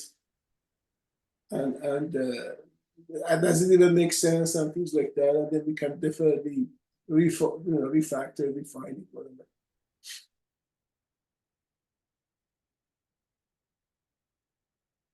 Okay, so we got an expiration.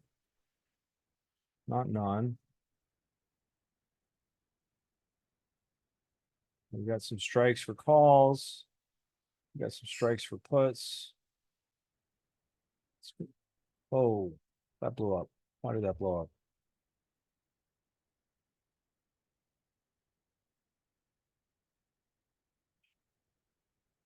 So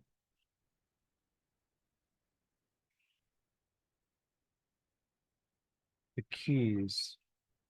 Oh, it's acting like these are dictionaries.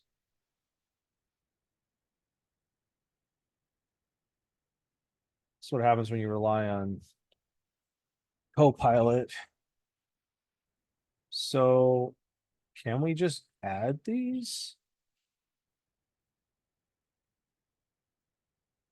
Man, I need to learn more Python.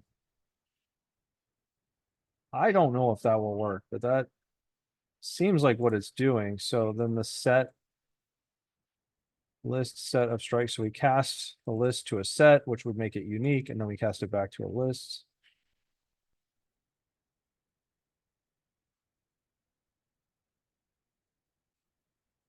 So these must, yeah, these are need to be cast to lists, and then we're just adding two lists. That makes sense. All right, let's give this a go. Stop everything. Restart.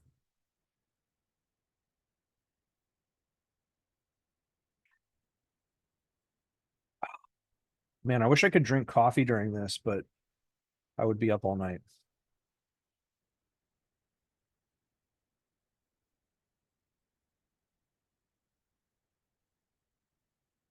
Call strikes, put strikes. Combination. Oh yeah, they're just concatenated. Okay, then they look unique. So that's good. Our asset. Oh, that didn't like that. What did I do wrong? So, all right, I hallucinated that. There is no get latest price. Why is that?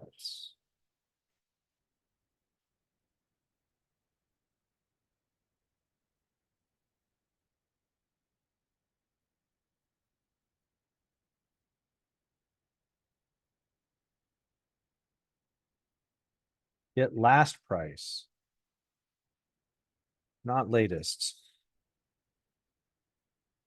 See, we hallucinate just as much as language models. All right.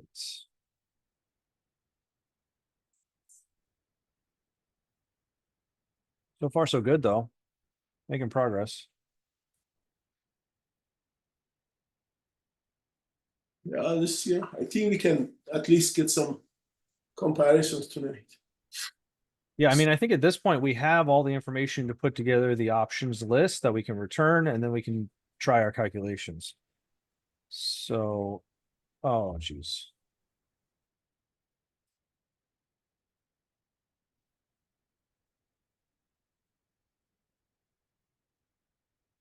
String has no object attribute weekday.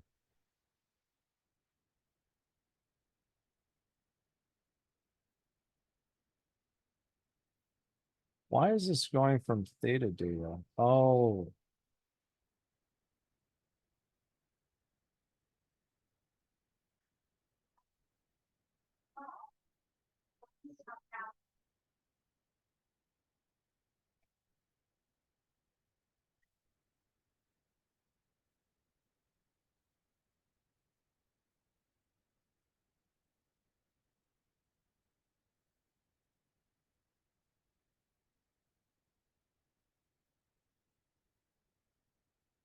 This should probably do the same.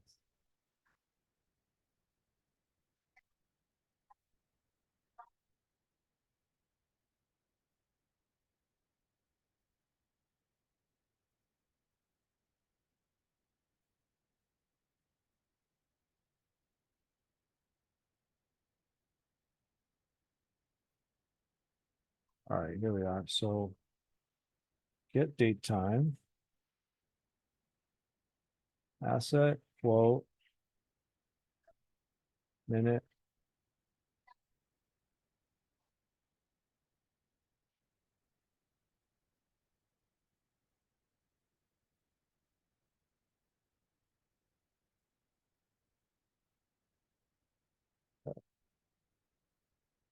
That was the error. Well, that's weird.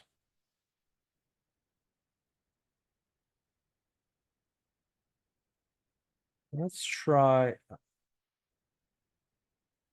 I think I can just use Polygon for now. Um,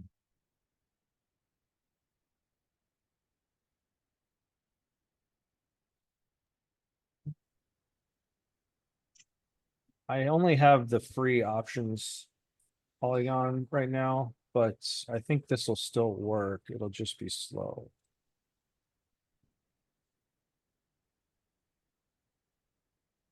Let's see if that fixes it. But I'm not seeing, or this is not jumping out at me what is wrong with my request here. So I would have thought that would have given me the price.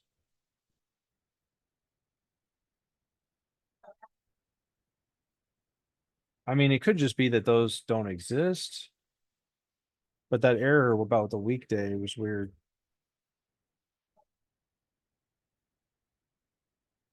Would it be, it wouldn't be giving me, is the expiration a weekend?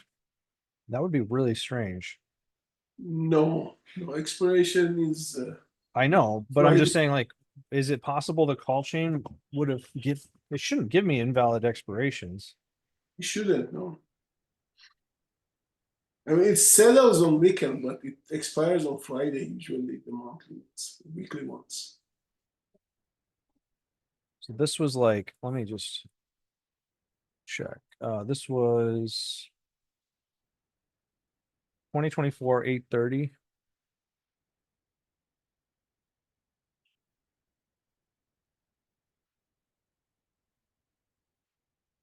The Friday, right?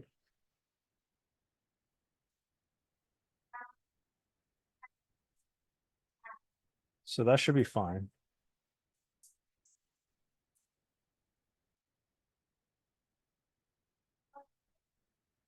So that got nothing. Error getting data from Polygon.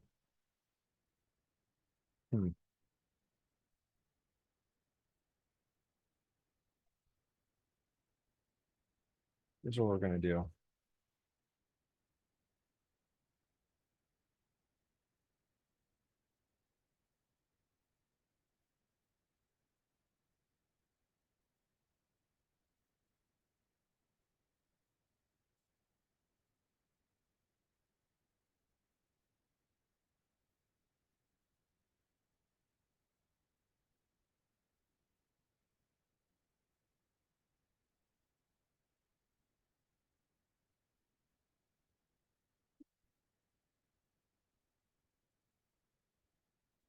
We're gonna run this and look at the logs.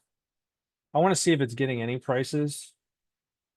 It's possible that the first two it's trying, it's just failing.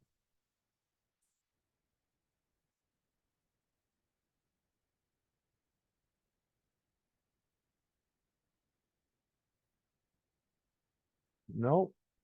All right. This is this is a separate bug. We don't really care about this.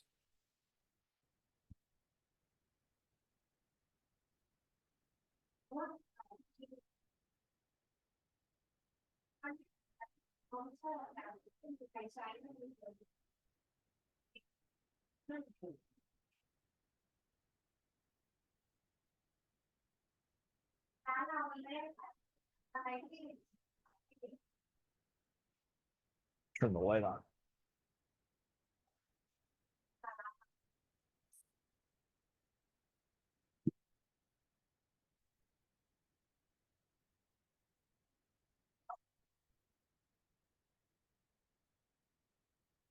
This is interesting.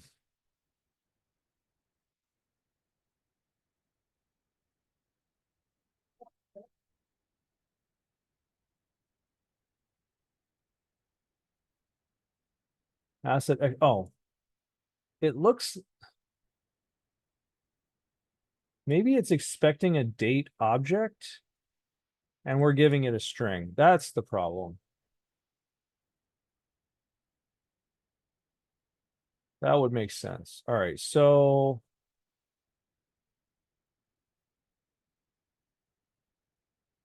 Expiration greater than.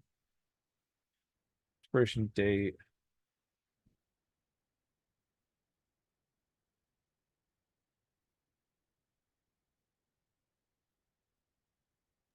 Was it date? If it does calculation, it's gonna be object. It won't do on a string. If it's doing any calculation with it, so yeah.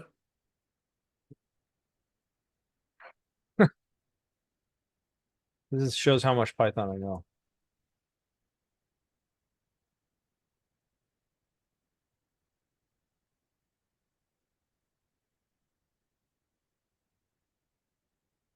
Let's give this a try. I'll trust that it knows what it's doing.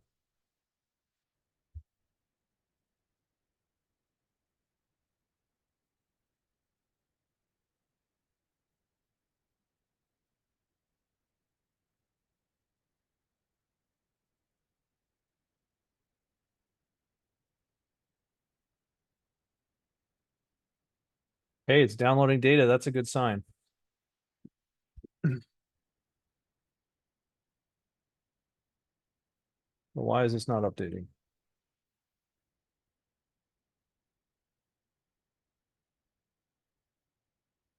We should see this.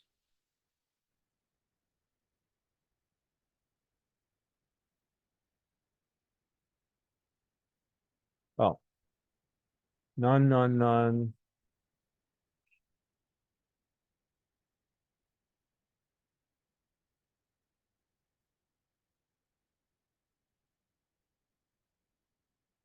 That's not great.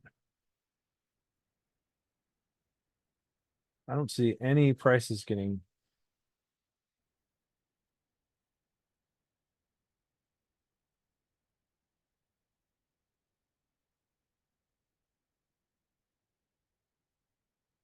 We kind of need more info here. Oh yeah, so it's got the strikes listed.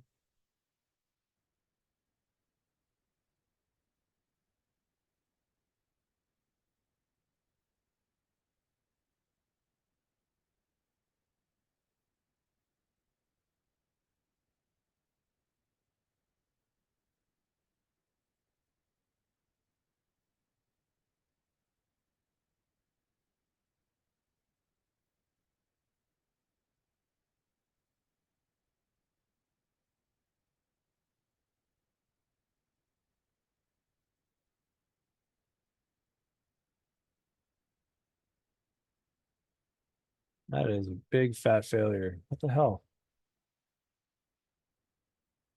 Why?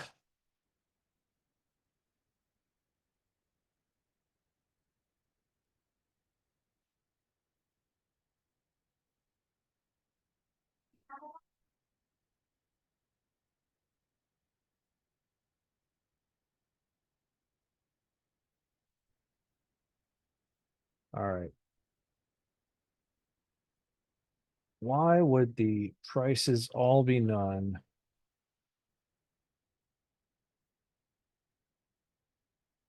Let me just look at back at the other code that I know was working.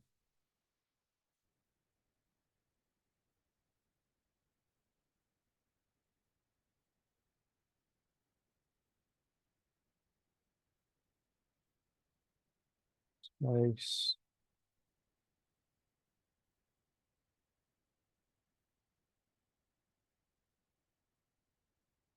Get delta for strike. Symbol option expiry. Strike, right? That's it.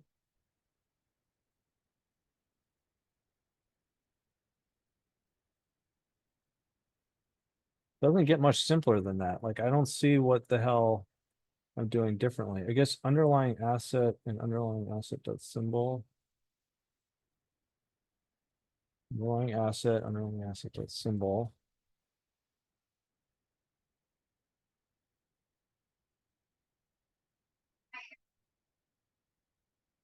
Hmm.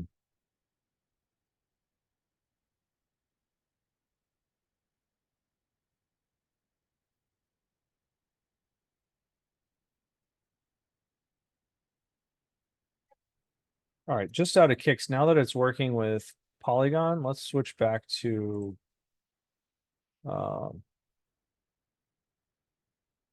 data. Although I would still expect Polygon to work.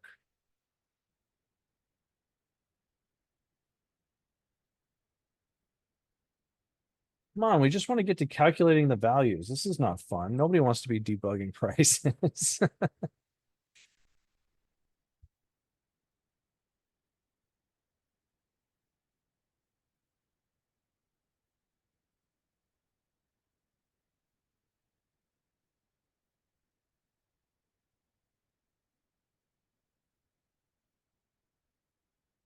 Let's see too, like what date time 2024/7/17. Wait, maybe it's because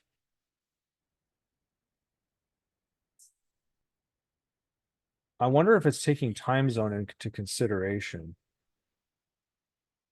That would be wild, but I mean, it totally could be. Is it expecting an actual time?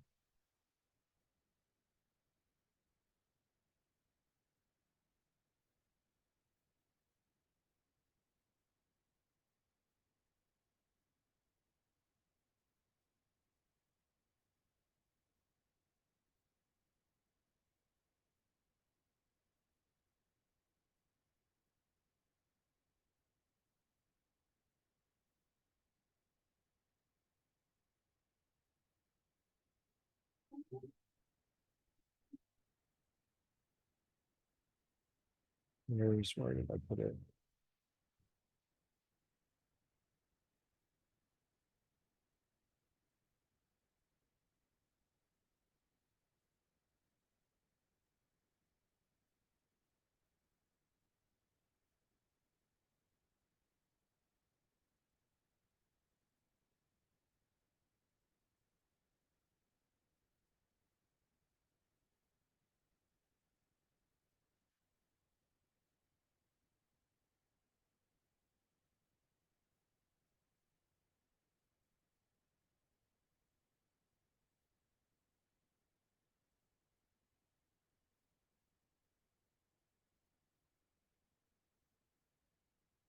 So what I'm going to try to do is I'm going to use this way to get the current time in the New York time zone and offset it by the number of days.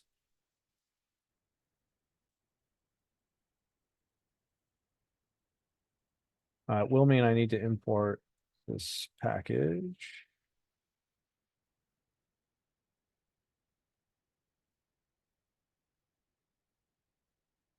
Oops. I can't do it. Cool. Look in Discord chats. Nope.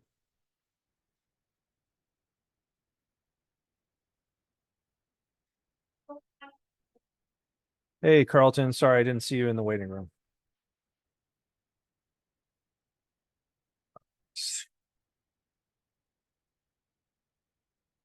So now we just need to wait, lost track of get option data.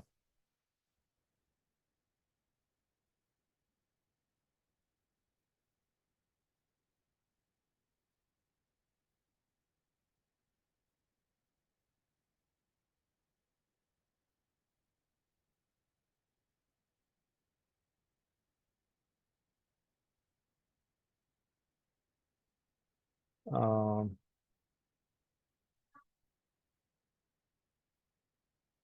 why is this? Why am I finding this difficult? Target expiration. Why don't we just do this?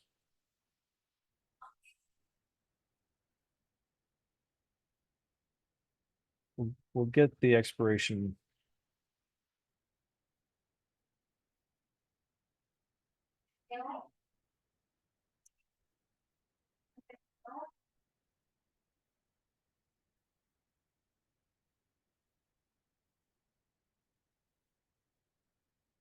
All right. It's kind of a Hail Mary. I'm hoping maybe this will get us some valid results.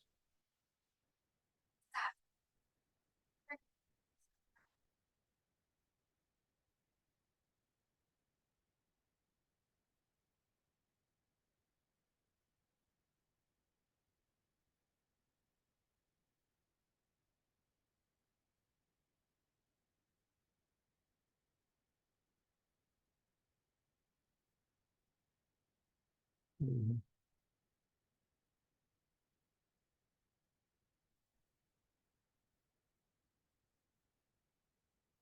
Nine.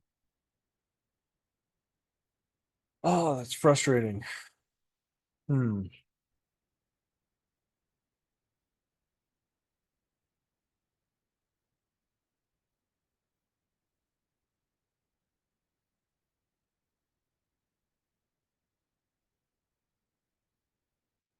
Usually I think when these don't complete, that means they didn't get data. So all of these are, oh, maybe did that get data?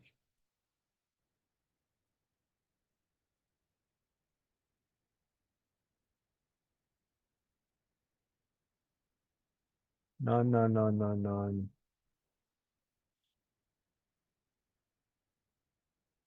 Not very helpful. All right. I don't know, guys. You guys have any thoughts?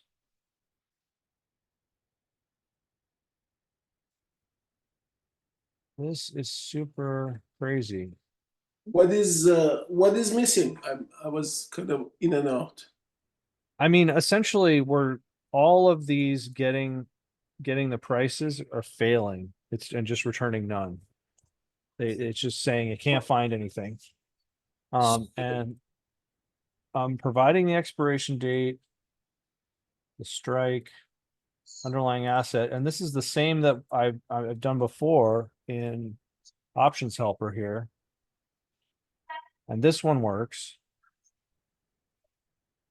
So I'm really confused why.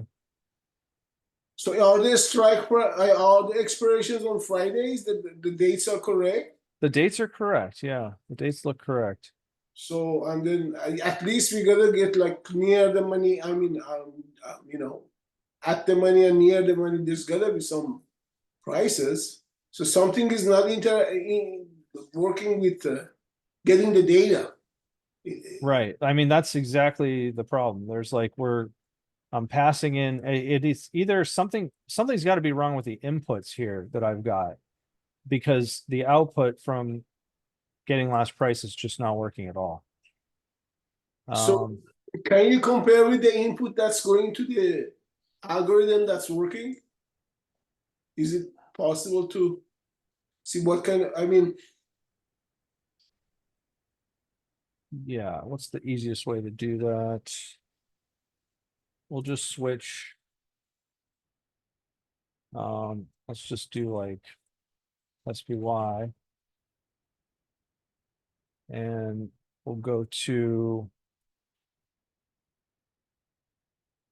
options helper, throw a breakpoint here.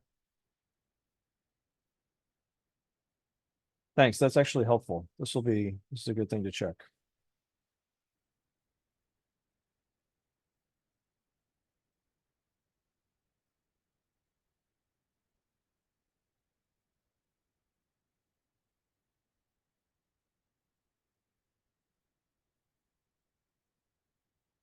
Hopefully this doesn't take long to hit. Okay. Underlying asset, we got a stock, SPY. Maybe this is something we should try, is just switching the underlying to something. Strike 250.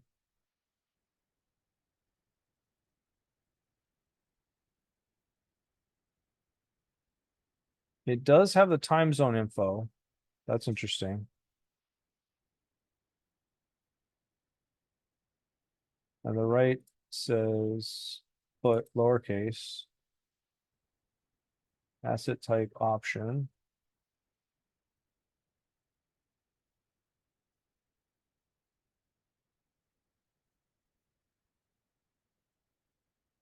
Stock, multiply. Yeah, that's pretty basic.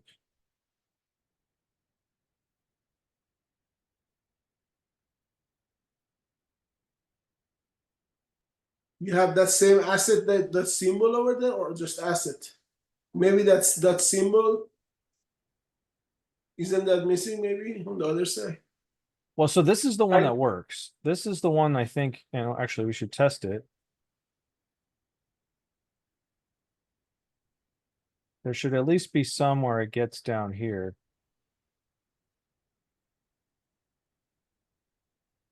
Just connecting the theta data. So this, it got an asset price.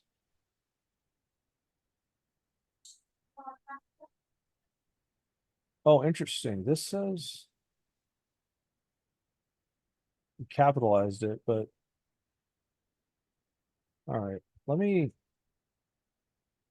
just do a screenshot of this.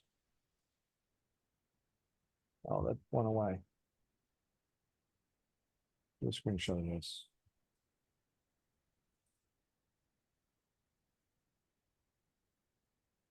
Got everything? Yeah.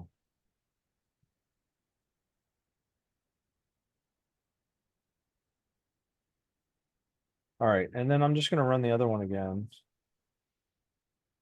And actually, one thing I do want to try, just to rule it out, is if we go to variance test, let's use SPY, Yeah, that's a good idea. or actually not this one.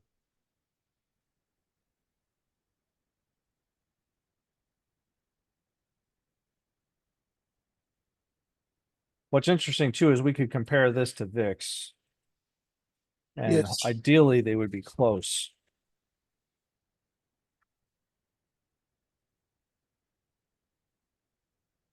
But if it works on SPY and it doesn't work on these other ones, that's really strange.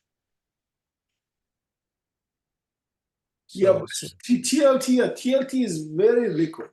So it should have a lot of, option prices and stuff should be available for these ranges. yeah.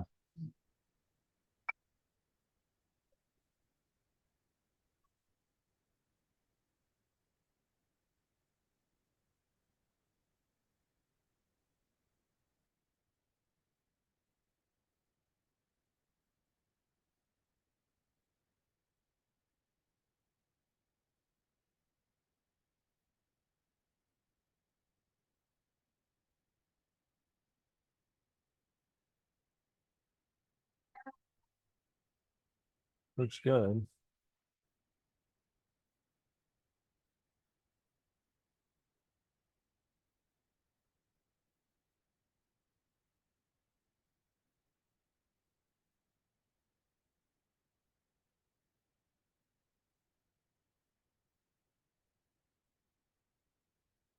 No, it still didn't get. Oh. Wait.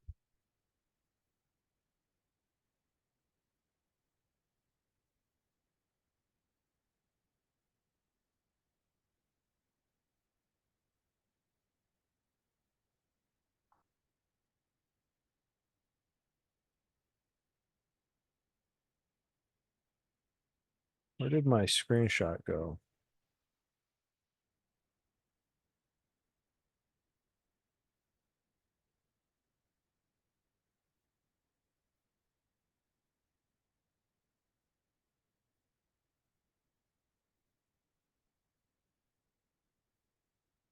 What would be desktop?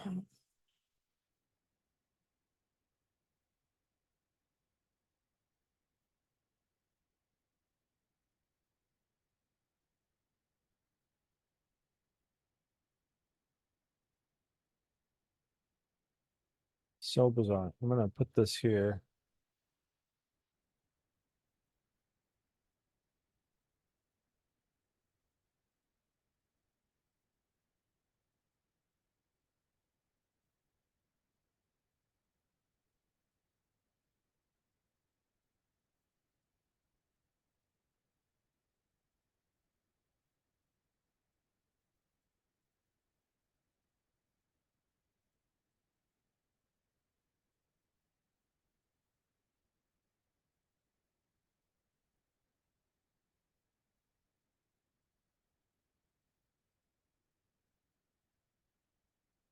I wonder if it is just something wrong with the expiration. Well, wait.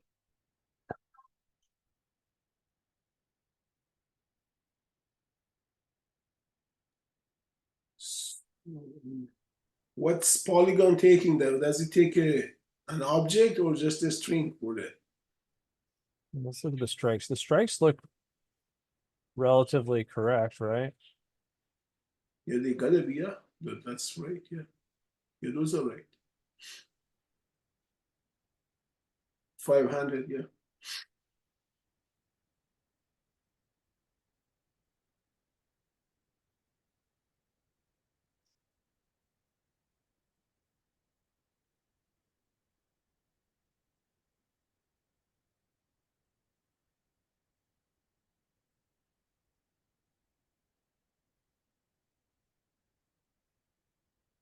What the heck?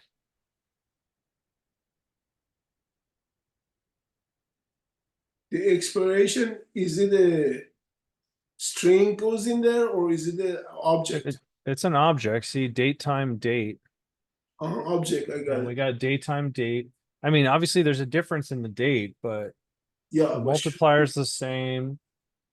I mean, in this case, it's a call versus a put, and the strikes are pretty far off. But I mean, I think this one was doing an exhaustive search of all the strikes. yeah, 200 is too low.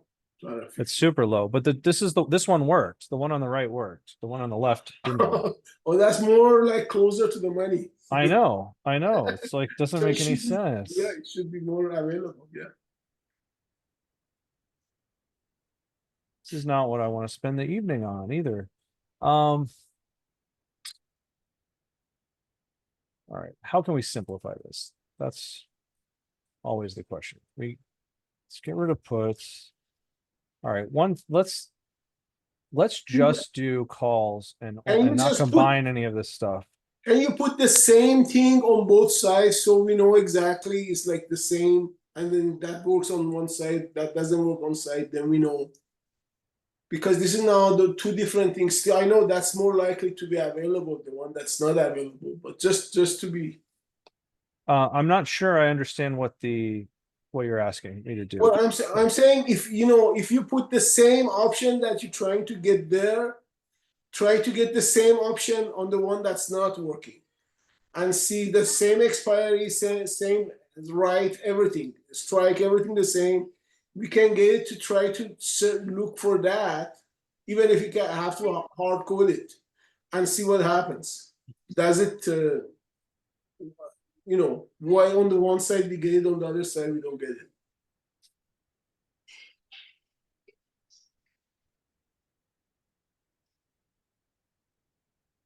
Because it could be the expiry, the problem. It could be, something. If you have the same exact apple to apple comparison, we might. Yeah. So the thing is, we're looking for. So when I ran it before, we were using the SPY 2, which isn't defining. So it's going through the same base configuration time frame. So we could even just make this even shorter. We could just do, let's do, I don't know, so 9/2. We'll just do 1 day. And then we'll see if we can get something from the SPY 2.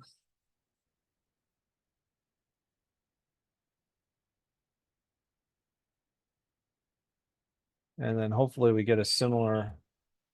I mean, the thing is, I think SPY 2, we're looking really far out for expirations on that.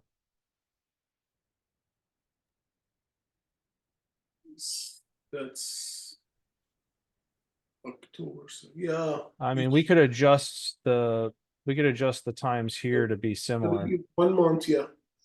1 month expiration. Oh, what? Crash? Try that again. What happened?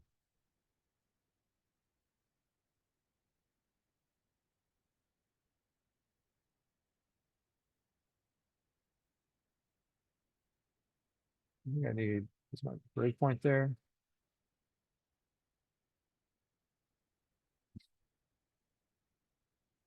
Stop doing this.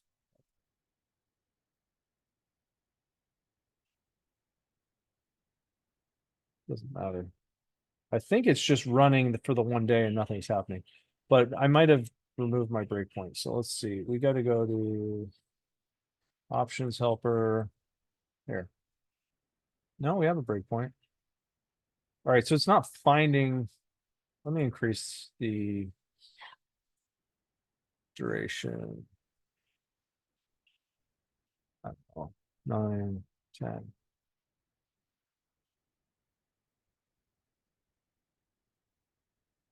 Main.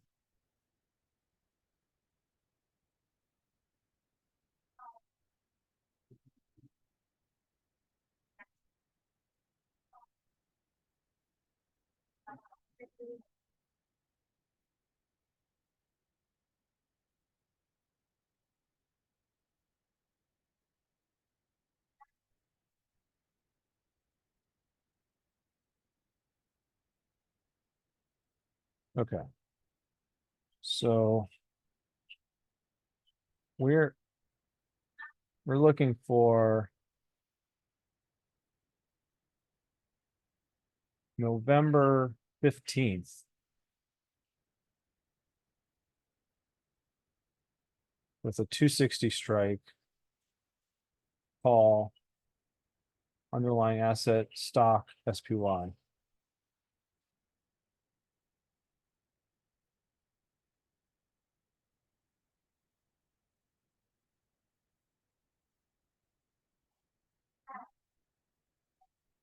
Log in, come on.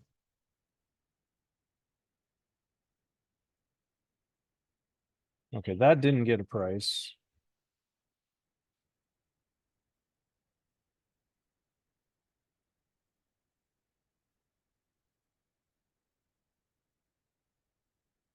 I'm just gonna run it and see if we can get a price. We got a price. And this is 285 on probably the same expiration date. 11:15.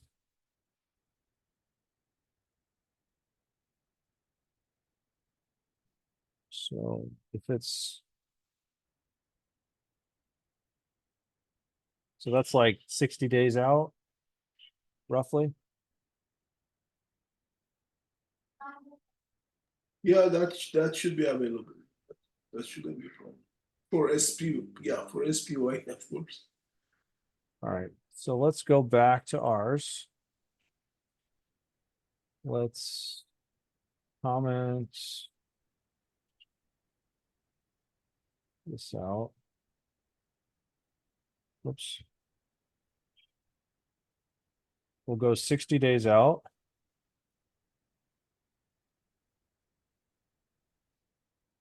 We get a target expiration. We get strikes for the call. We loop over them, make sure they're unique. That's all going to be fine. Get the expiration in.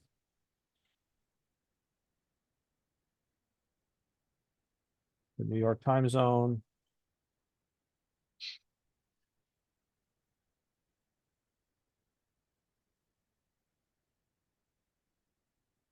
All right. Save this.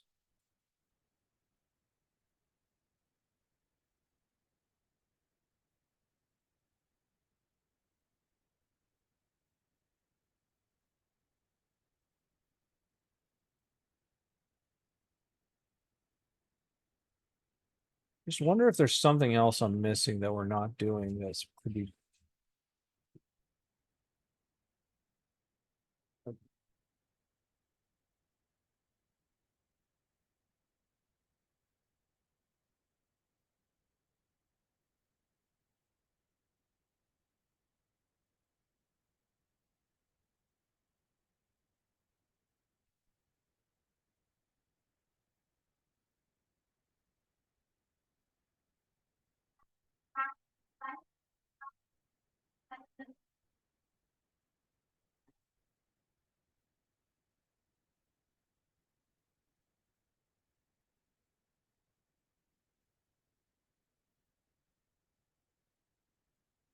Hey, we got a price. Interesting. On both sides? Well, all I'm testing is the call price right now, but that's interesting. So maybe those something is not matching on those expiry and strikes and stuff. Something's not matching with the actual data somehow. All right, I want to try, since that worked, I want to try just switching back to the previous date. So we were getting at least just after 23 days. And see if we still can get prices.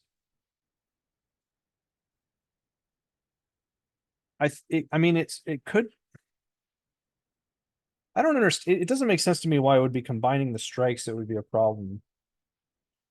Like you should just get it for some and not for others, but not get nothing for all of them. That doesn't make sense.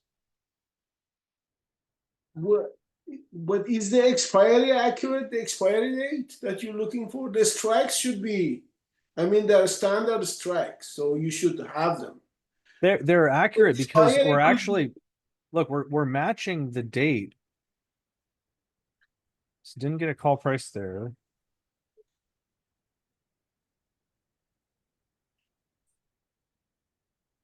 Because the Oh, strikes. it got one there. It got one there. So it is Oh. getting them sometimes now. Okay, cool. And that was for strike 515.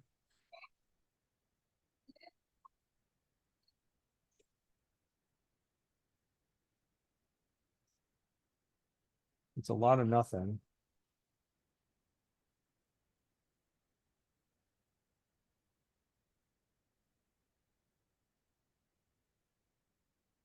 I mean, this may be okay. At least if we're getting prices, that's what matters.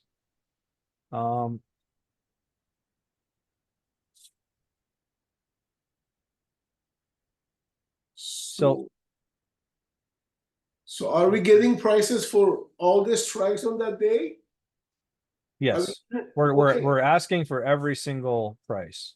Okay, so if you're getting, so that problem that we didn't get data was probably the expired was not accurate somehow. Because the strikes are pretty standard, right? They're rounded down. No, but I'm telling, I changed it back. But we're now using 23, DT plus 23. Mhm. So that's the same. So The basically, stuff that I removed here was combining the put and call strikes. I only did calls. I didn't do calls and puts. And that's similar to what we were doing on the other side. I so- do all of the calls and then I do all the puts.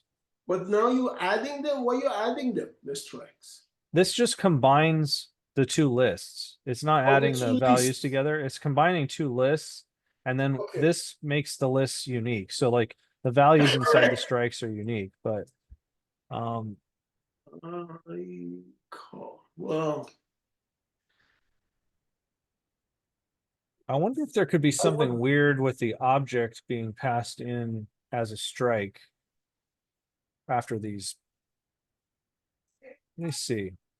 I think the combining thing also might be something there, some issue there. Yeah, it could. With the put and call strikes, there might be some kind of a something that breaks there. I can't think of it, but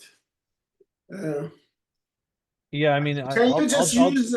Can you use when you're searching for puts? Just use the put strikes, and when you're searching for calls, use the call strikes. Would it absolutely. work? Yeah, that will absolutely work. And that way, you're safe.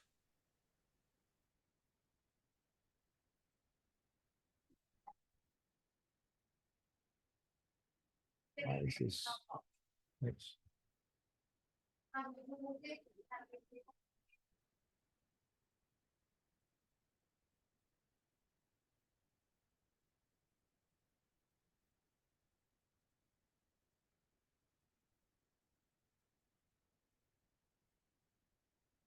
It's going to go through more, but this is probably fine.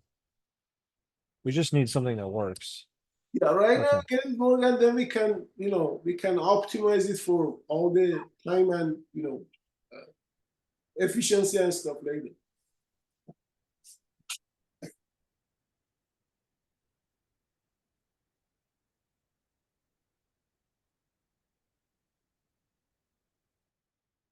That's kind of what I want, but you specifically want this information.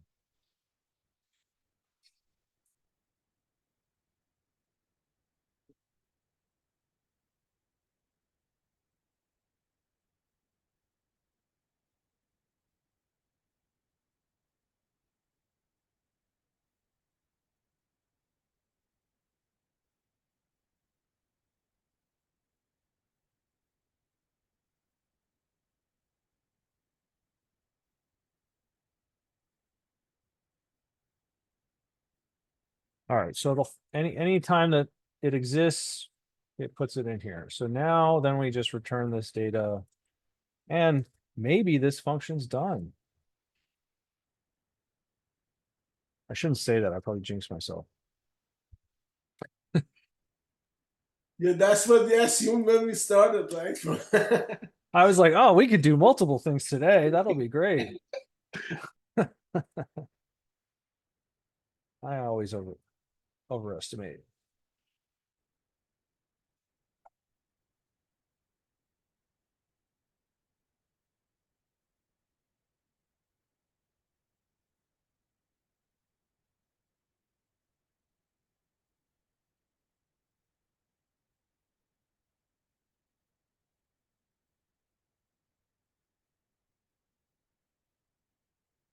Okay, so let's just see if we're getting some of these guys.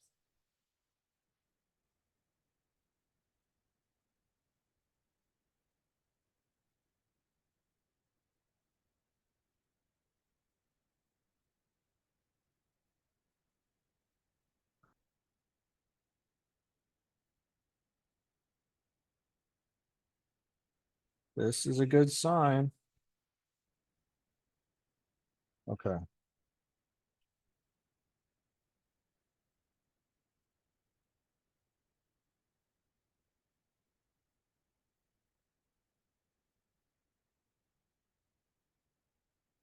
So then when we get the option data, we're going to have to update all of this.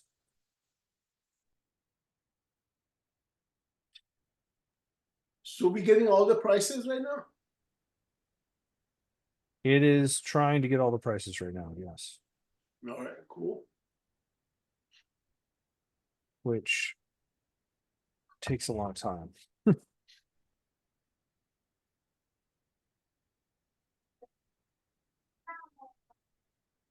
So this needs to be changed later on. Tonight is going to be too much work to do that. But basically, it says if you can't find the exact 30-day, then you gotta find two closer to closer to 30, beyond 30, and one just this side, and then take the average. So you have to actually do two of those when there is not exactly 30-day. But that's something that can be done later. As long as we get some numbers that are the order of magnitude and everything makes sense, I think that would be quite. I mean, it's almost done for tonight, and then the fine tuning and stuff, it's probably easier to do. And Yeah, absolutely.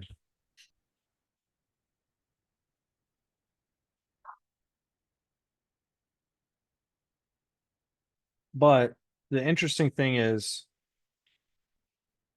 this process of getting all the prices is going to have to happen every single time you query if it meets the threshold, which means every single day it's going to be getting all of these options prices in the back test, and it's going to take forever. That's what I figured. Yeah, that's what I figured. It's going to that. Yeah, that's the only. But I mean, in actual trading, if you do it with a broker, it shouldn't matter because it's just you do one trade a day, right? But Oh yeah. No, real time it doesn't matter. But it's just for back testing, it's going to slow us down a bit. It's really slow. Yeah, I understand. Yeah. Okay, so we got a bunch of prices up to very high prices. Yeah, this is something that if we have a time issue and we can get a good enough estimate, we can just kind of cut down some of this stuff to make it faster. Just make it an hour and things like that. But right now, let's see what we get in terms of actual numbers and stuff. But those are the kind of things that later on for efficiency we can see. Well, I mean, also just for the sake of our time, should we cut down the numbers of strikes that we're querying so that this will run faster? You can, yeah. I mean, why not? I mean, is it gonna take too long for just a couple of days, data? Well, I mean, Just we're gonna have to run this multiple times while we figure out the values. Yeah, if you feel like it helps, yeah, why not? I guess so. Yeah. Let's speed it up. So what this here was trying to group options by expiration date. That doesn't matter anymore. And then calculate the variance for each expiration and average it. That really, we just want to calculate it once for the options. Okay, so I'm just going to change this quite a bit.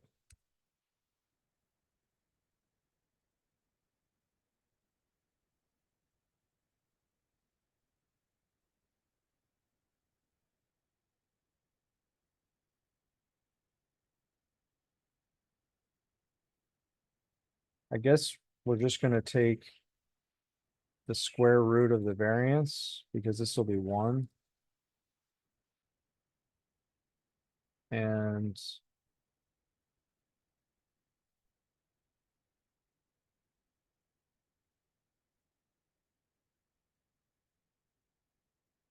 just provide the option data.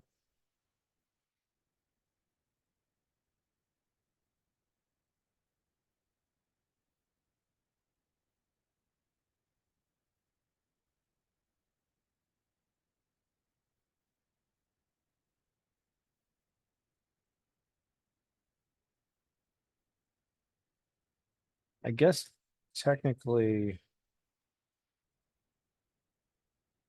So it says basically you go down. we can just take all the expirations should be the same, right? So Yeah, for that, yeah, for those strikes, yeah. For the strikes, it says you gotta just look until there is no interest. I mean, you don't want to do all the strikes. You gotta go far enough in the strikes until there is no bid ask. I mean, there is no interest in those. That strike is too far out of the money. Then you want to include. You stop, looking. You don't go too far. But that you can fine tune later to figure out how. I mean, if there is no interest, if it's not able to get a price, does that mean there's no interest? Yes, yeah, pretty. I mean, So even if there is interest, what are you gonna do? If you don't have a price, you just have to ignore it, right? yeah. So, All right. we don't have any choice anyway in that case. These should all be type. And then details. So this goes away. Strike.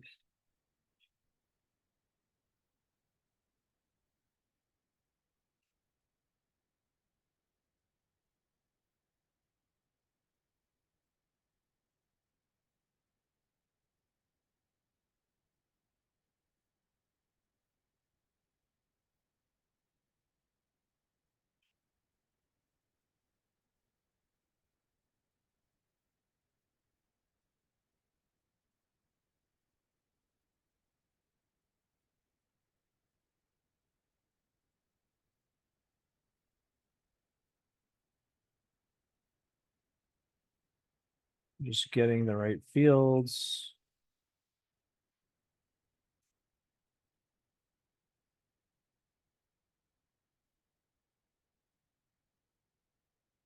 I think that gives us the prices, and then we can just see what it gives us. All right, let's try running this, and hopefully this time we get something. Do we want to limit? All right.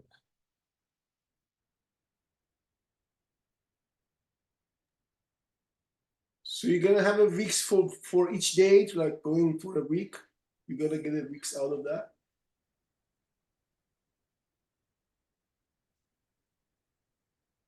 See if that works.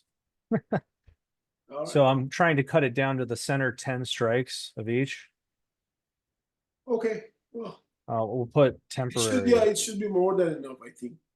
Anyway. You think like 10 20? strikes, you probably get into the territory that there's nothing going on beyond that. So, because these are 30 days also, are, All right, we're getting 10 strikes above, 10 strikes below the center.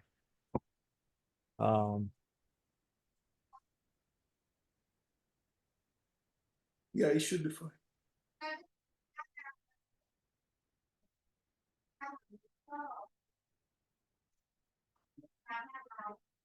We can check this.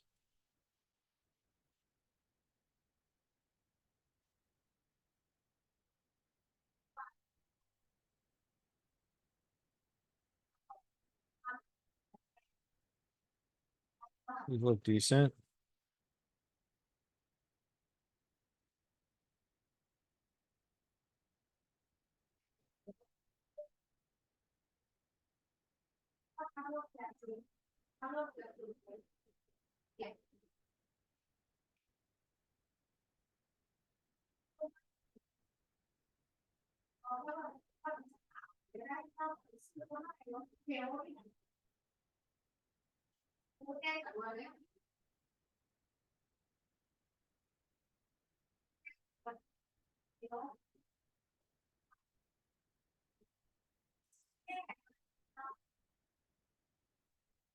Oh man, the flood of political text messages is coming in. Everybody getting those. Every minute almost right now, because there's Yeah. debate going on now, so they're trying to. Please, just one more donation, please. I guess they need it. Both of them. We won't ask again, except we will.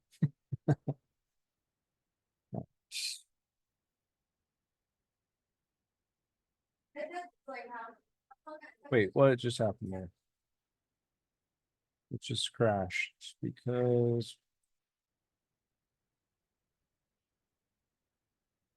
this daytime.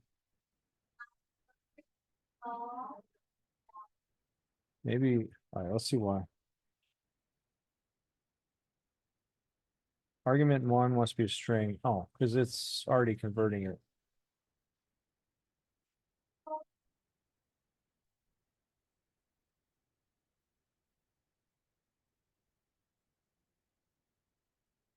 This all should use DT, not daytime now.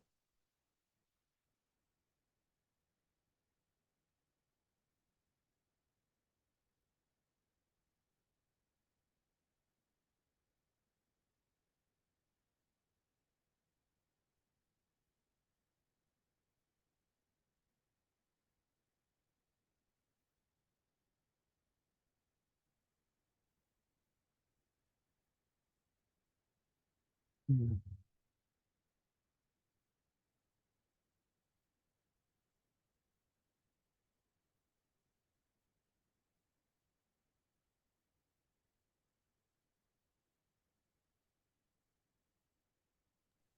Right now you're doing for 1 week. Yeah, about a week. But we just the first day that we do it is all that I'm looking at right now. I want to see that we're getting, like, we're going to step through here and Oh, okay, you gotta stop it.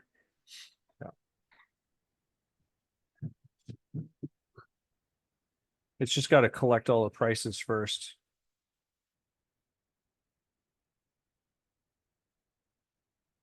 Okay.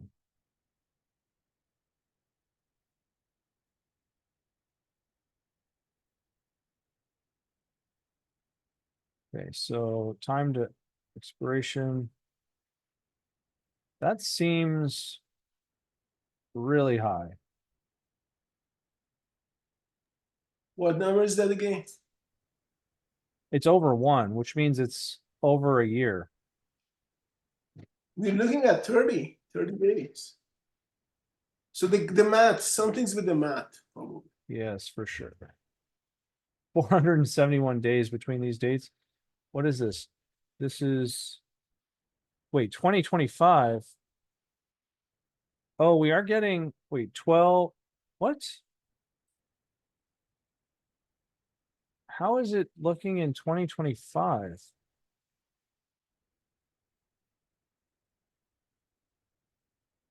Let me go up the call stack for a sec and see. Option data.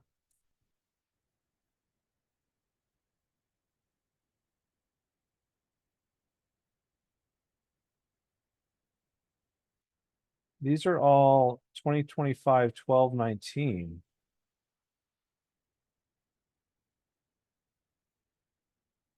Why?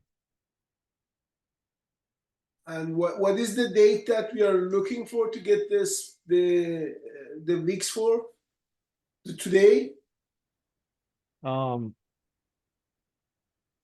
Or I a mean, week ago? it's based on the back testing, so it's on it's on the 3rd of this month, Third of and it's looking out until 2025, which is over a year away. should be How the around. hell is it should- getting expirations that far? It should be October sometime. In some Friday in October. This year. Yeah.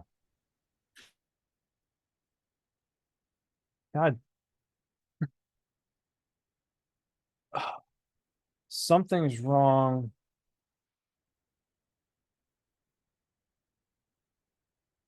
Maybe this conversion from the string is wrong. Let's just double check this.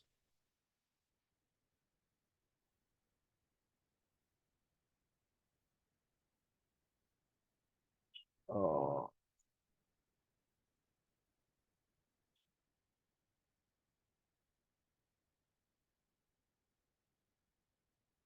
Can you get options with an expiration that far ahead?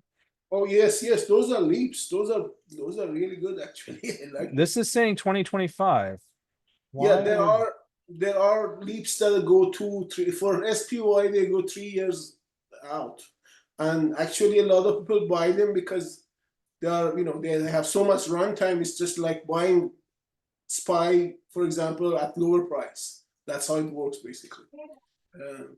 Because you have so much runtime, so it will come back. Even if it goes down, it will come back, and you will make something of it. So they are very popular. They are not very liquid though. They are not very liquid, but they are popular.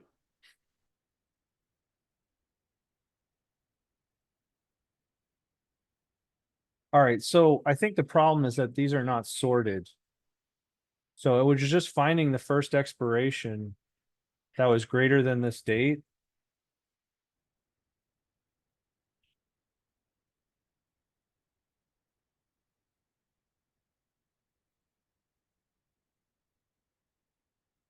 Let's take a look at that again. Yeah, so that's why I was getting a crazy expiration date. What was it again? Sorry, So the Yes. expirations that it was getting, combining, well, the puts and the calls, they were not sorted. So the first one that it would find oh, that was later than 23 days could be next year. It could be any time after that. So okay. So it was random. Okay, yeah, pretty much.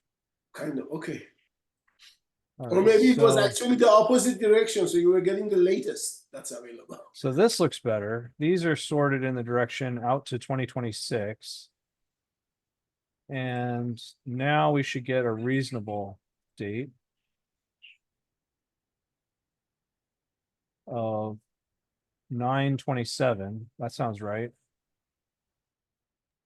Yeah, 23. Yeah, yeah, that's good.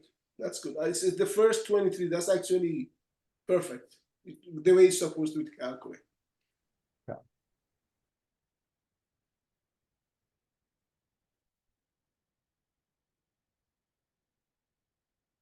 Maybe we can actually get to the math. That would be fun.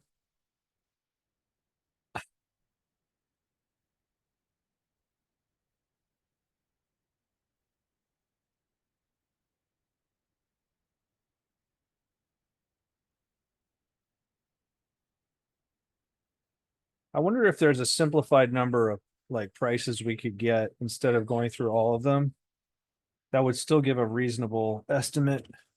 Strikes, yeah. I mean, those are the kinds of things that once we build it and it works, actually produce some reasonable results, we can see how detailed do we need this to be for our purpose, because we can't do all the stuff that Wix does. We want to kind of simplify it. So I guess that's the next step would be to see what's close enough. It's better than using just IV. IV would be useless pretty much. This gives you a lot better perspective on what's going on than IV. Just using the 1 day's IV of the underlying. So it's very superior. Even if we simplify it quite a bit. Do you think it's worth making an IV component as well? Yeah, I mean, if it's easy just to have it, just in case this is just not working or it's too slow or somehow it's impossible, then we can try to see if we can try to. But I know IV is not a very good. I mean, for SPY, we tried IV, wouldn't give us anything that we could use for like those condors and stuff. It Mhm. wasn't useful, but the the VIX helped a lot, as you've noticed. So I think this will be the case for these ones too. IV wouldn't be a very accurate measure, but this probably would be. Even a simplified version of this is far better than just using IV.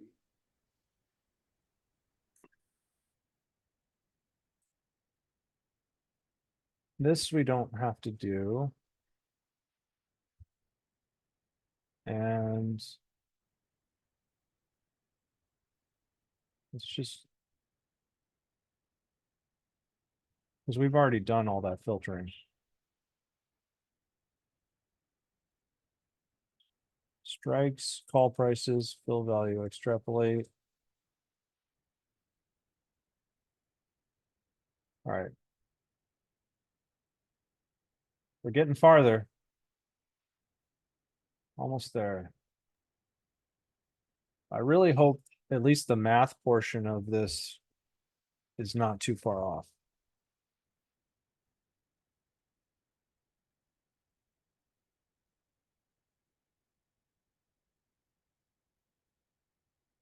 Then we should run it for like, I don't know, run it for what, a month and plot it and compare it to Yeah, for a we couple. can. I mean, these days we know it's around 20. So if this past few days it's been around, so if it gets it I mean, I don't higher I than don't the care if other it's days, giving us that's the good. exact number, but I care if it's the Yeah, plot looks the same. right. If they match in terms of the up and down, yeah, exactly. Yeah. That's what we need, and then we can adjust the number.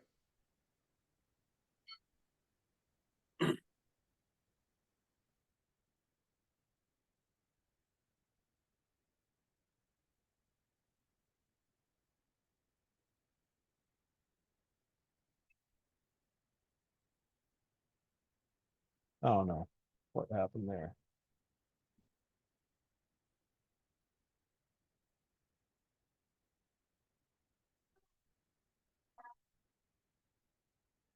Different lengths. Why are they different lengths? Um,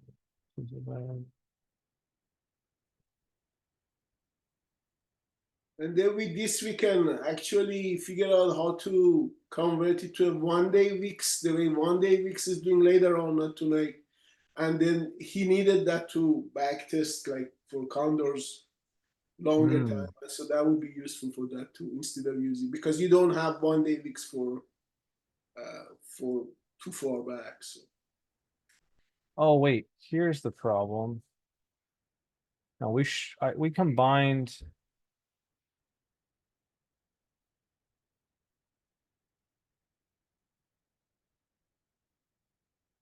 Let's call this call strikes. And put strikes.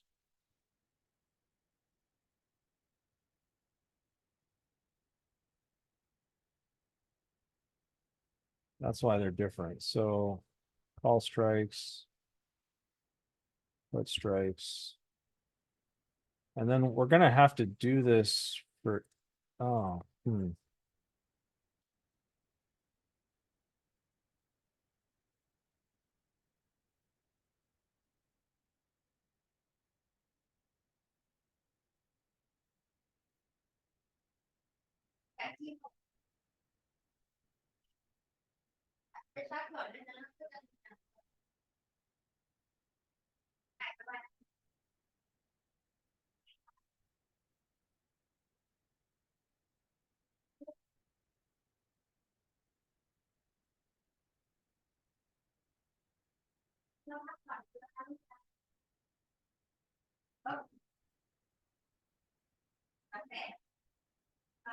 So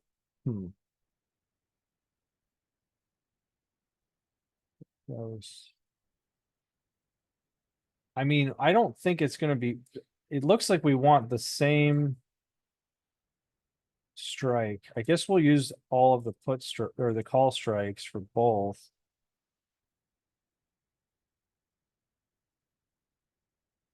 Let's just see what this does. It's not. It's kind of like we need to get all three of these arrays to be the same length. So like we have the strikes that we use for calls and puts needs the length needs to be exactly the same. It should be, if you're saying 10, you should be getting 10. You should be getting values All right, for, well, let's just hope this because is it's only correct. $10 out, right? You should be getting good values for all of them. Yeah, let's just see what it looks like. Hate having to click over to this.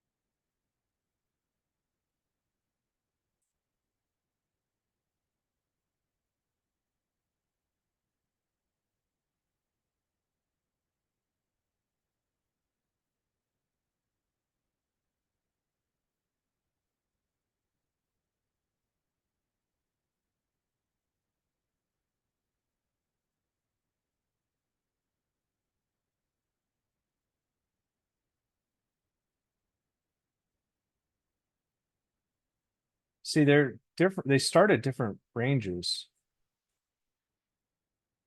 They're not exactly the same. So that might need to get fixed, but For the strikes, yeah, so there's call strikes that I've been using separate call strikes and separate put strikes Right. instead That of just makes- using a combined set. because And they they go have different different ranges. they go different directions. Yeah, that makes sense actually. But for the math, since we want to interpolate both the calls and the puts based on a single strike here, we need them to all be in the same space, in the same range. So like probably what needs to happen is I need to consolidate what strikes we're going to get calls and puts on, and then get them for those strikes and just have one set of strikes for both calls I and mean, puts. Does that make sense? The put strikes go actually towards lower prices. Right, The but so calls- like, but the so the range of return strikes will value- need to be larger, but there should still be. We're still comparing. The math here is making us combine a call price and a put price at a specific strike for both.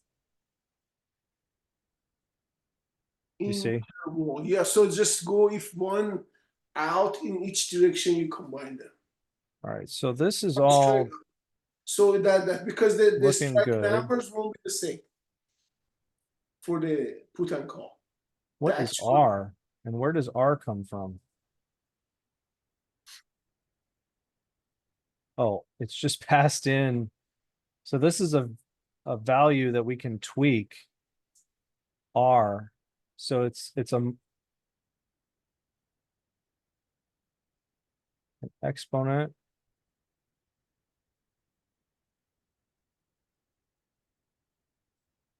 Delta K.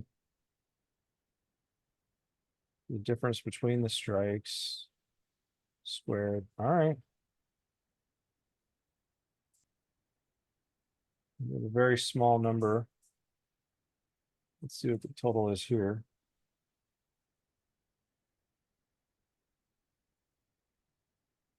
Oh, this is gonna break. I didn't update this. All right, so let's just restart this. I'm gonna let it go with the wrong strikes for now, and then I just want to see what ballpark we're in for the variance. And then I'm gonna refactor it so that we're just using one range of strikes.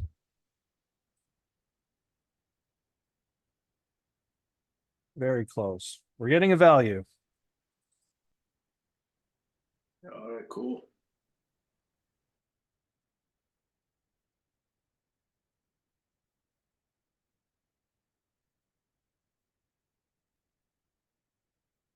It's taking the at the money minus the lowest strike, I guess.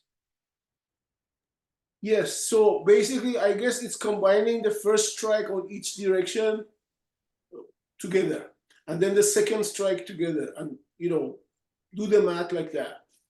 If it's combining put and call, that's the only way it would make sense because you get the same deltas basically. So it's doing that way. So you get a delta, negative delta, that absolute value would be close enough to the positive delta of the other side, and goes by. But the actual strike numbers are different for put and call because you're going in different directions. So you can't. There's no way to do that way. This is a very low number.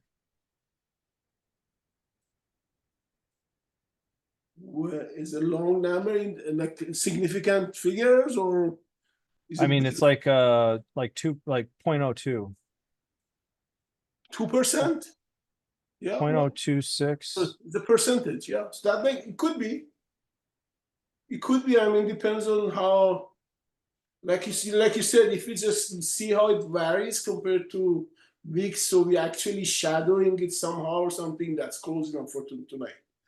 Yeah, for sure.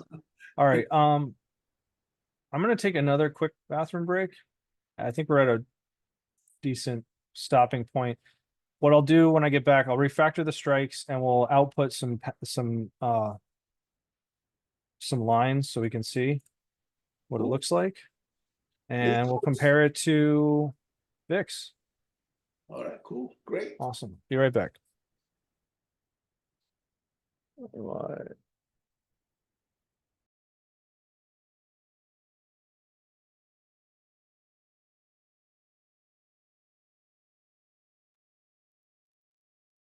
Hey, Paul, just saw you in the waiting area, so I admitted you, but we're taking a 5-minute break and then I'll be right back to finish up.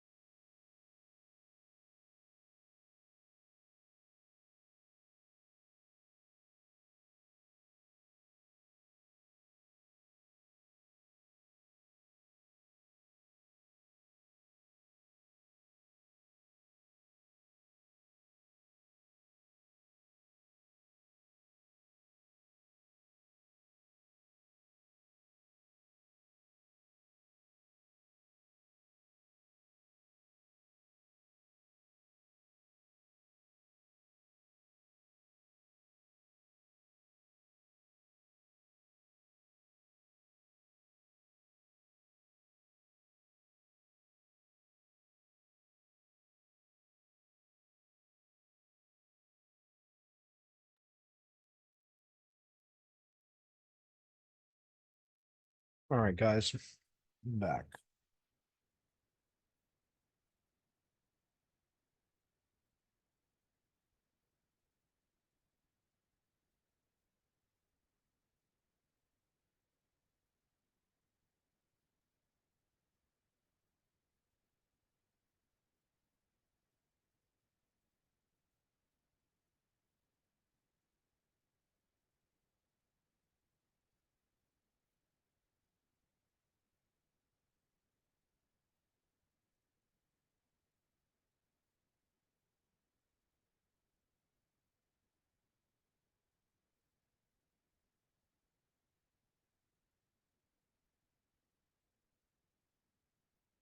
So this is just passing in options, calls and puts.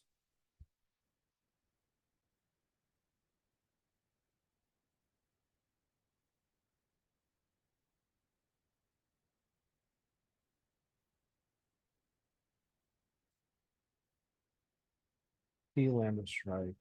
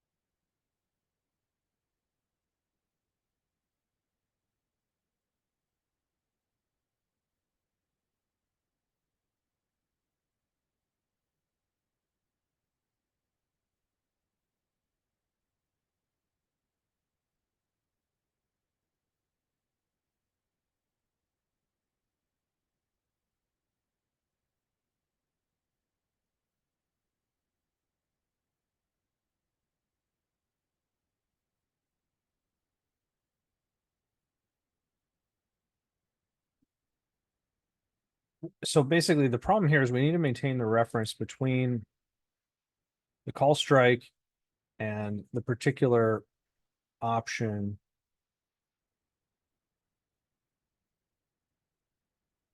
Whether it's a call or put option.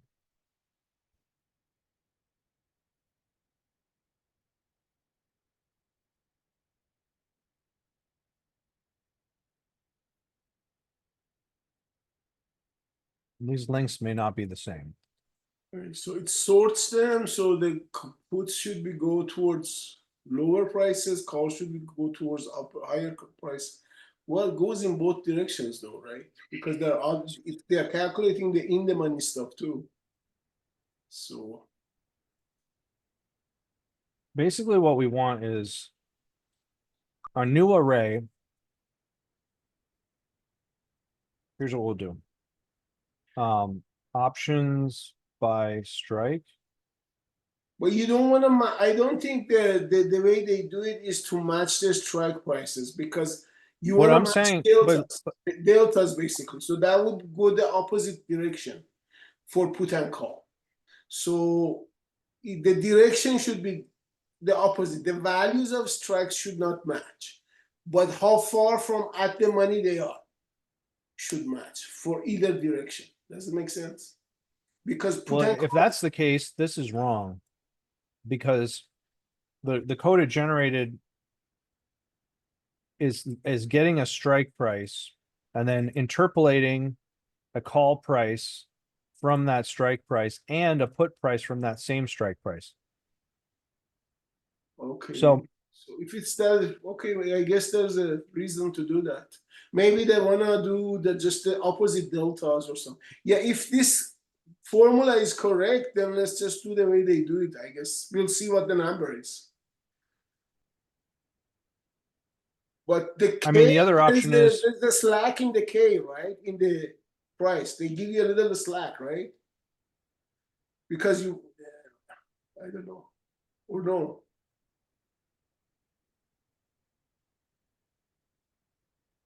Delta, yeah, there's a delta K.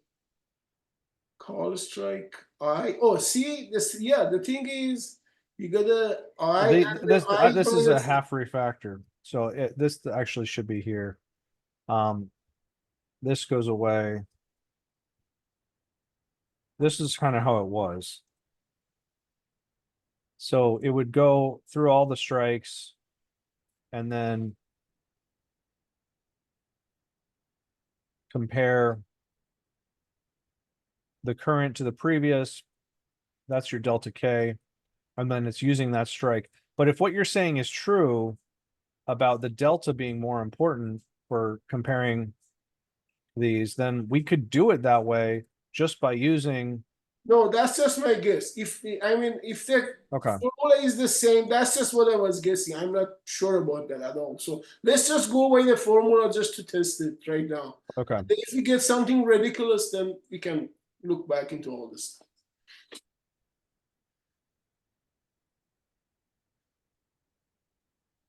Okay.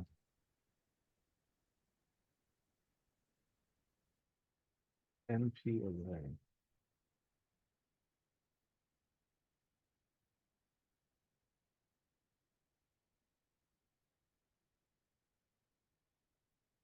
I don't know what an NP array is, but. All right. Anyways, we want to. That's NumPy. That's the way they use the array the same. It's like similar to list to do calculations. So that's the array that you get from NumPy. It's a list, basically, pretty much, pretty close. No.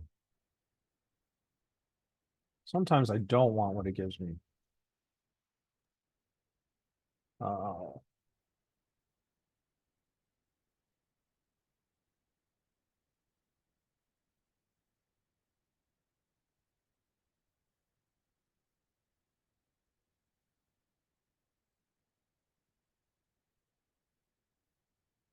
But I wonder why they use NumPy for that. They could just use list. Yeah, I don't know. Faster too if they just use list to do that, Matt. You can just I know whatever. Just let's.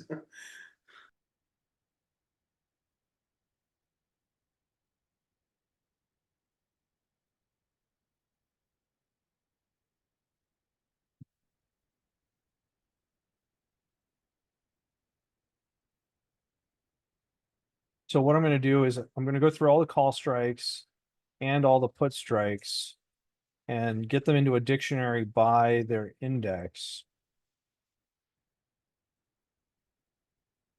Or by their strike, I mean.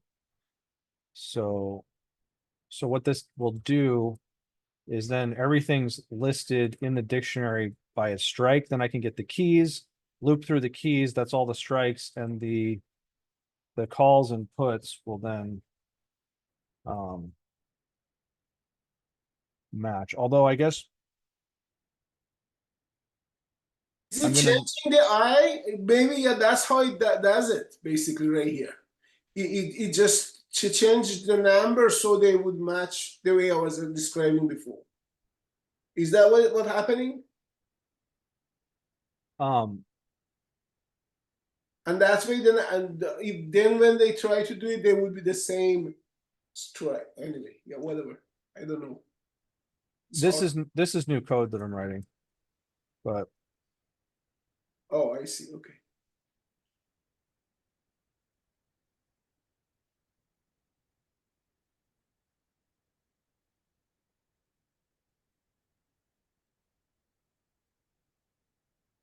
Those call strikes are NumPy array or a list? sorry. The put strike, call strike that you have here, those lists, is it actually a NumPy array when it starts? Yeah. Okay, so it won't work like that then. You gotta use the NumPy equations and stuff to do, because it's not really a list. It's an object. It's a NumPy object. So you gotta use NumPy to do. You can try to see, but I think it won't work because the NumPy array won't work just exactly like a list. Okay. You gotta use the NumPy stuff to do, but I don't remember all the details of NumPy, so I can. But we can check it with the. I see. Things like that. And that's needed for this in interpolate one dimension, probably. That's Okay, why they're converting them. okay. I see. Yeah, this is an object. Yeah. Well, You can try see what happens. Maybe it works. Who knows? Because you go length of and it might work.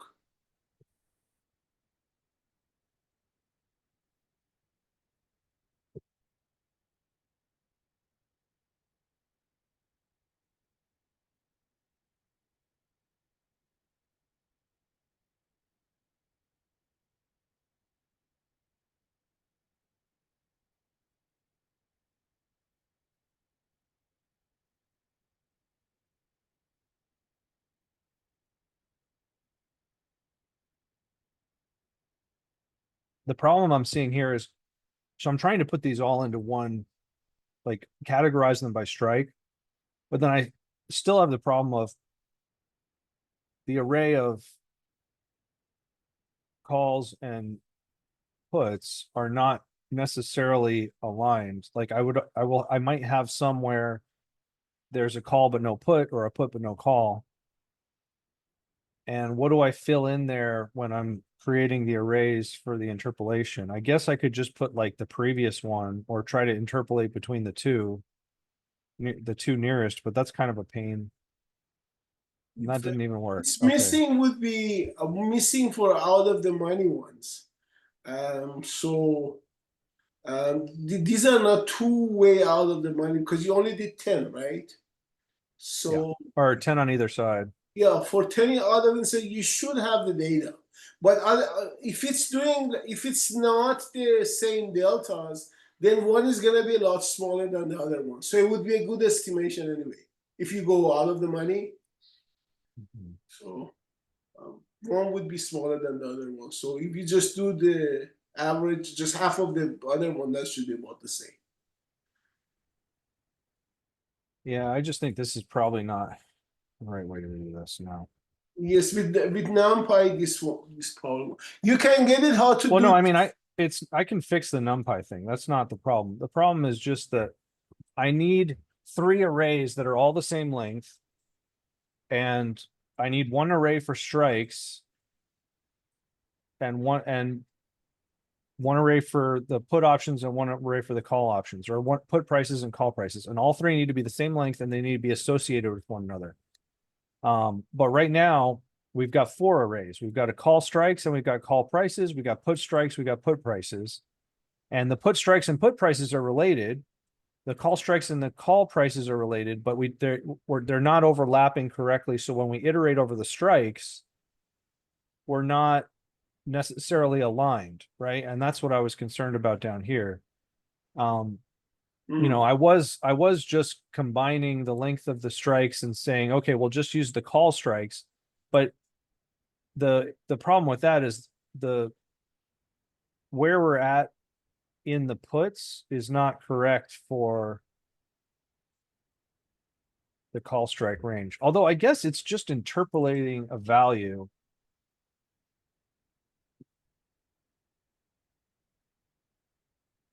But it was saying here that this mattered, that the number of in the array of strikes needs to be the same as the number in the array of puts, and the number in the array of strikes needs to be the same as the number in the array of calls.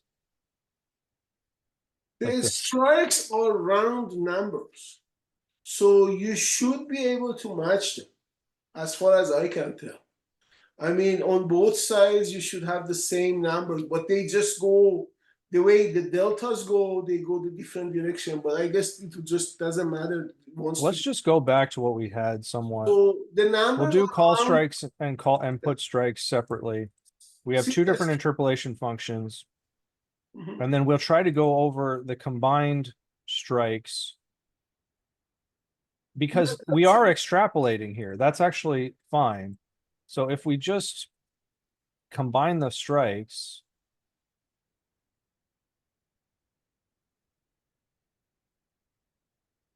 you can do that.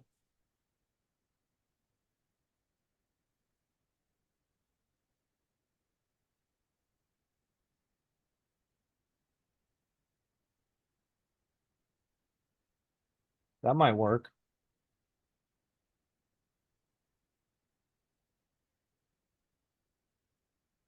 Concatenate. Okay. Let's just see what that does. Get You rid of can options. convert that to a list. There is a way to convert that to a list. I mean, there are lists before they get cast. Like I can just get a list right here. That is a list, and then it gets but converted. So there might be a reason it's using NumPy though. it's using NumPy, I think, because of this interpolation function. Okay, so yeah, at any time you can convert this to a list when you need it. At any time, except that for that calculation you might need the NumPy. So beyond that, you can just convert the NumPy to a list, that array, and then use it as a list in Python, and then you won't have to deal with all the NumPy mumbo jumbo. Yeah. Which is useful, I guess, for data science. I would like to learn more about NumPy. Yeah, NumPy and that Panda are very useful. But they are, I mean, you remember, you learn everything, but 2 months later, if you don't use it, you forget all. That's the problem, and I don't Yeah. use it very often anymore. So.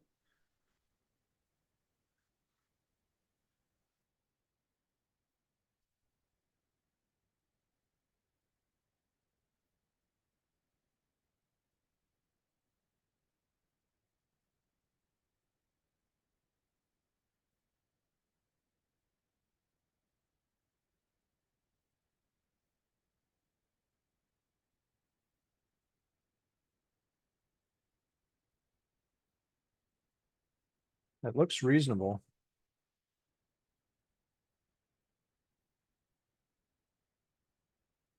Seven, 28, 30.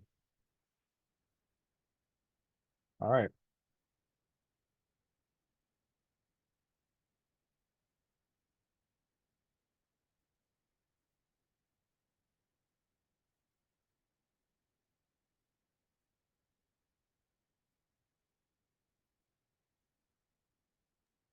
All right, so it's getting the numbers. All right, cool, Yeah. very good. Just go to here. We did review of a lot of Python, a lot of a lot of stuff tonight.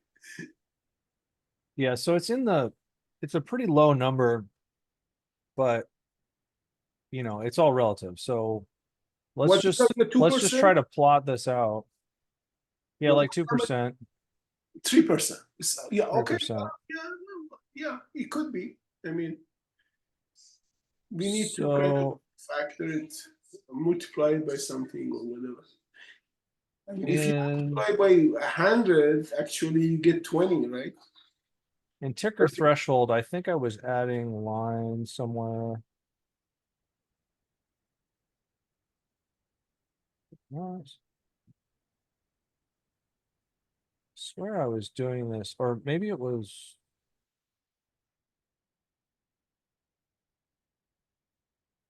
Maybe EMA.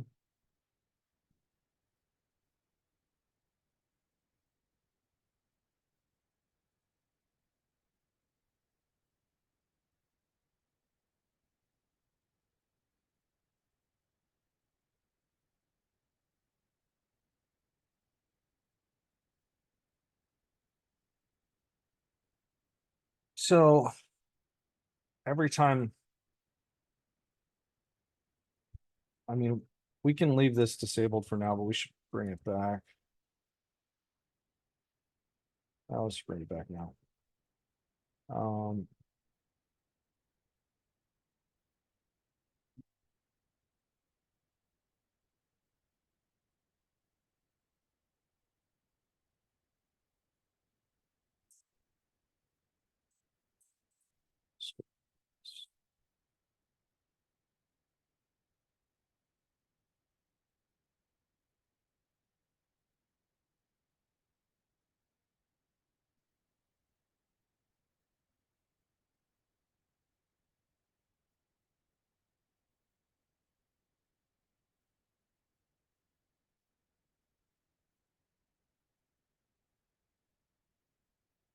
So every time we check if it's met, which should be once per day, it will add the value as a line.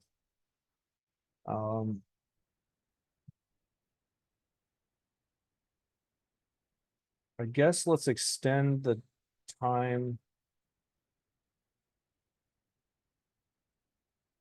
So let's do like 8, 1, 9, 10.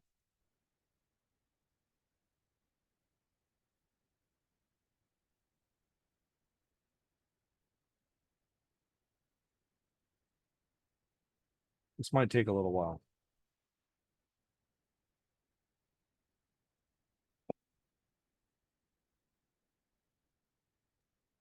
All right, we got to create a number. Now that's a quite accomplishment already, because you Well, let's just hope it's not the same number every day. know, if it's the same number, then that would, it shouldn't, right? Because you No, it shouldn't. It's using the actual data. Right? Yeah. Yeah, So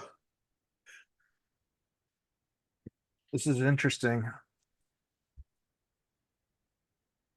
Watch it be like perfectly correlated with the price. or yeah, something like no, it should. Something It like, shouldn't. like it's just an offset price. Uh-oh. No. What am I'm giving it something wrong. Okay. So if it can't get there's cases where it can't get a value apparently. So if you can't get it value, you want to just skip that whole strike for both sides. If you and then just use whatever is available.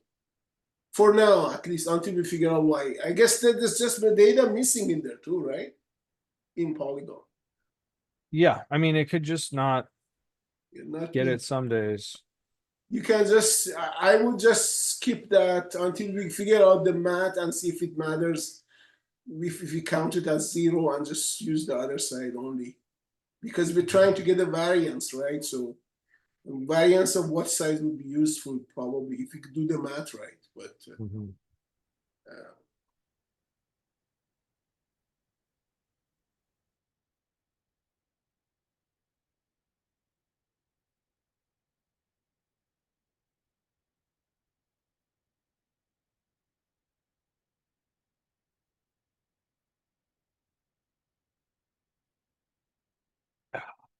Of course.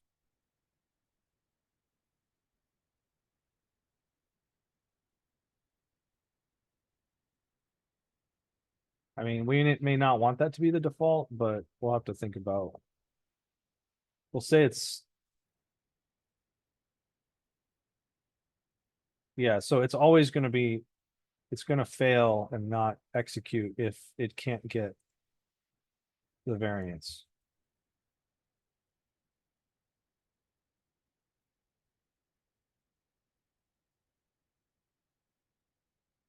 Well, I must be getting a little tired. I should have seen that.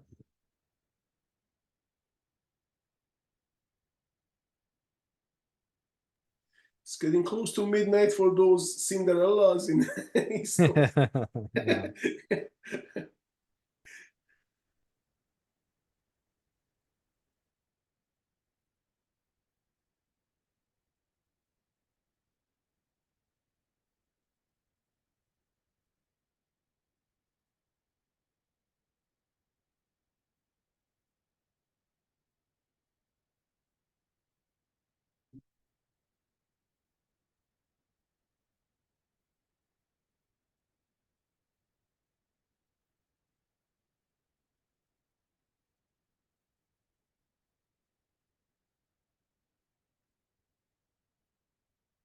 Maybe I should have done like 2 weeks. This is a month. I did it a little over a month, yeah. Oh, I got 10. Although it says that it's going to be like 10 minutes. Yeah, it should be. It doesn't print the numbers, right? No, Okay. I didn't add that.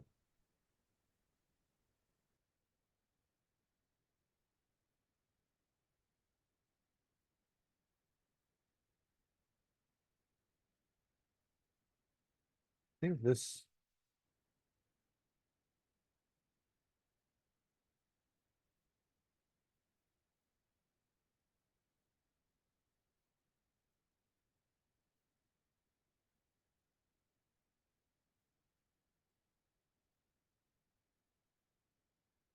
That was interesting. The heck is that?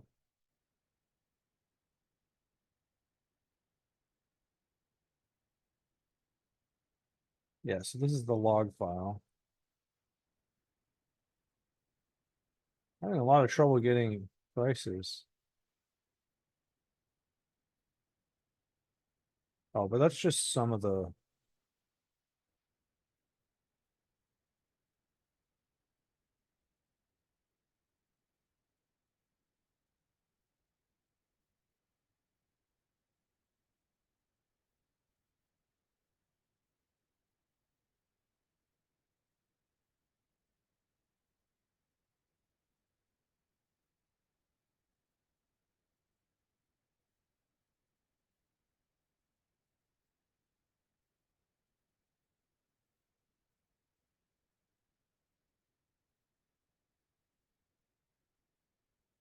There's a lot of none in here.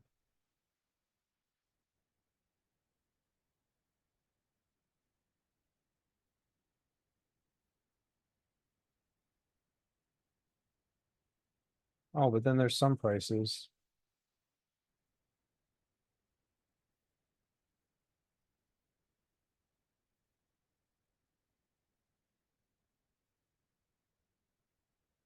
I feel like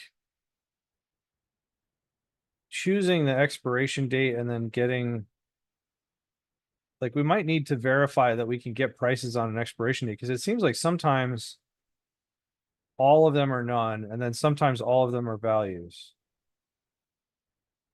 It could Feel- be the expired is, yeah, it could be we don't. Or at least this one, there's a lot of values. And then the other times there's no values, which also explains why we're not getting a variance sometimes.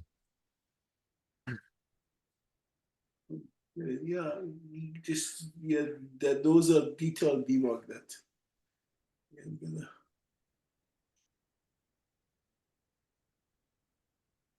I mean, if we get a reasonable number sample size that actually has data and just try to figure out how many data points we can get before we cut it off and just get 10 data points, that would be plenty. Before, if we just limit it to 10 before we even have the data, whether we have the data or not. It'll be interesting to see the days that it actually is getting the variance. Correct, yeah. That should help us expiries- understand what's going on. Because we should have a weekly expiries for this. So there should be plenty.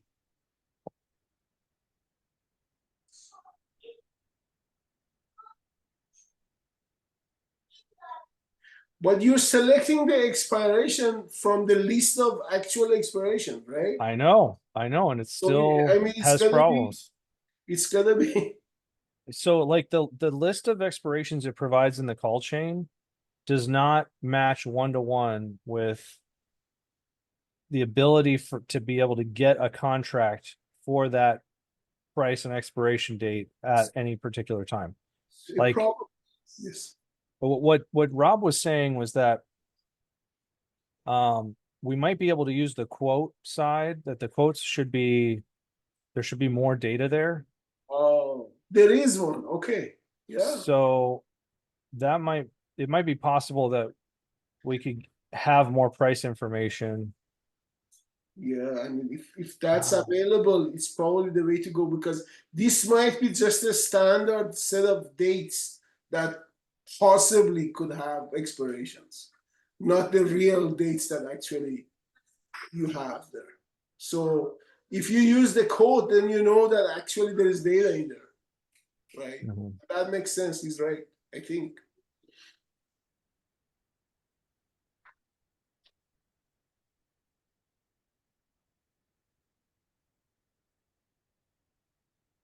See if I even have that open.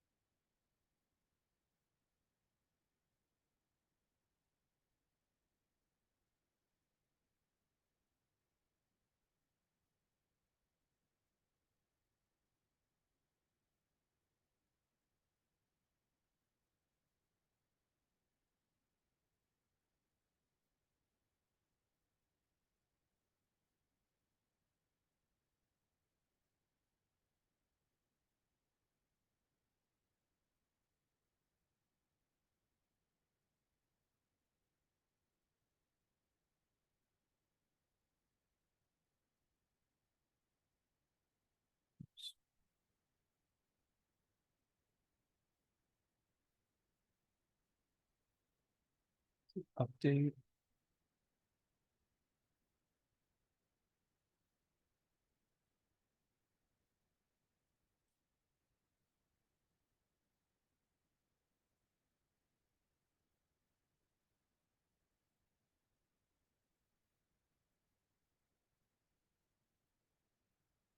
Yeah, so it can get the price data as a quote or as open, high, low, close. And it's currently using open, high, low, close to determine the price. But what he was saying was that the quote information that there's probably more data available on quotes. This, yeah, that's for the back testing, but for the if you want to use the same code for actually trading, then you're gonna have a switch there. Because Well, you I mean need so that's a different broker. Yeah, like it should be implemented the same under the hood, however they do it for live with the trader too. Oh, All right, okay. let's Yeah, see that's true where. for the quote. Yeah, you should have. Yeah, yeah. Well, here's our variance, and we don't have a whole lot of values. No, that's actually the fifth. Yeah, that's good. Yeah, This that's looks it. reasonable.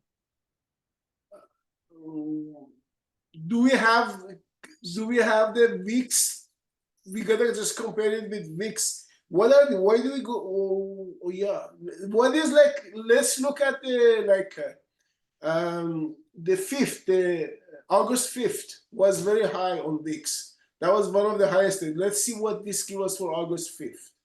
That would be a good way of checking it. Do we have August 5th in We here? don't have data on August 5th. It looks to me Okay. like. But Like, yeah, I mean, the past couple of days has been pretty high too. So this kind of makes sense. I'm just wondering if we can see August It through September. so you got Friday pretty high and it was pretty high. So yeah, this makes sense already. See, you had a good day before the Friday. Last Friday was pretty high, and you see that jump. Well, I mean, this is not horribly. I mean, it's missing data, but that's not the worst. No, yeah, I mean it's very crude right now, but it's doing what it's supposed to do, kind of, until we refine it so it would. Well, it match. should have been. Actually, I think we're just don't necessarily have good. It's very low back here on August 7th. Is this? And it was very high on the 5th. Yeah, on the 5th you don't have it, so 5th, and then yeah, it's settled down by 7, sort of. Yeah, it should be. But you don't have 7 either. I don't think. Does it go 7? Let me see it. Yeah, this is probably like 9th. We're gonna have to run it for longer, and I think that it's gonna require Yeah, but being able that to get more Friday, prices. I like this Friday thing. Friday was pretty high. Friday and then Monday was pretty high. So yeah, this is starting to make sense already. I think it's a good job. All Good right. job, Jack. Excellent. Yeah, I think Well, and I got you going on this. I know you're not gonna leave it alone until you get it done. So that was my purpose. And those who voted for this is really, really valuable thing to have. Definitely a lot of. Do we want to try it on TLT? Yeah. Let's I mean, see. if you have time, if you're not too tired. Or do you want to run a longer test? Would that be better? I don't know. Oh, you know what else we didn't do? So I just realized this. Sorry, this is the wrong code. We were only doing it on the 10 or plus or minus 10. Remember? I simplified it so it would run faster. Oh, okay. So we could potentially comment this out and it'll run a lot slower. Or we could increase the size. What do you think?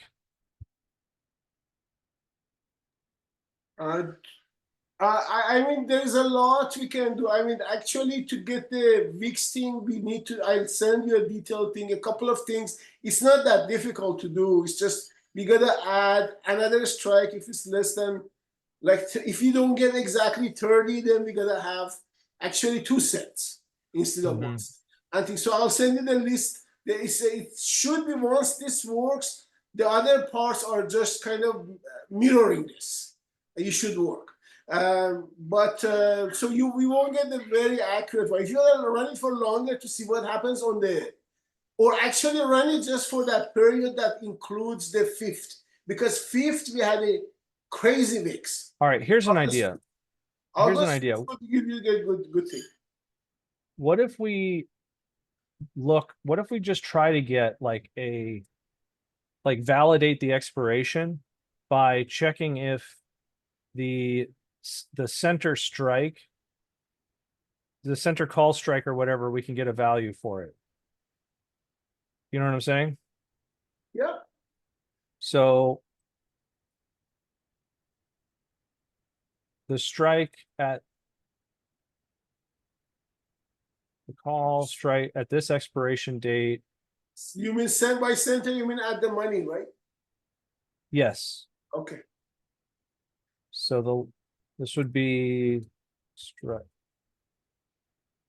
test strikes, and then get the center, get the at the money strike, and then try to get the price of the option at the money.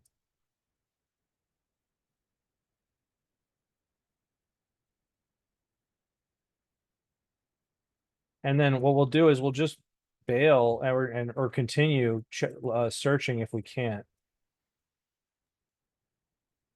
Okay, yeah, that may, otherwise you just skip that one, right? That expiration. Yeah, at the money should have the value. If it doesn't, then probably not worth it too. That's my thought. Yeah, I feel like this will get us better data. Yeah, then you can skip that. Yeah, that makes sense. So you get this more valid data that way. All right, let's do the same exact run for now. I'm not going to change the size yet, and let's just see if we get more data.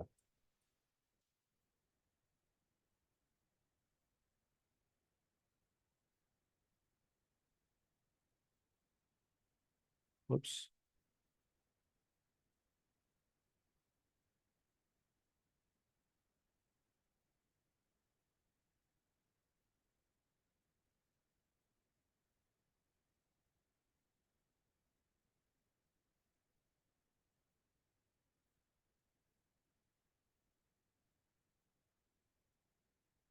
Or it'll just not find any. That's what happened. Or maybe actually there's so many empty ones. It's not going that fast. That wouldn't find any. No, this is broken. It's broken.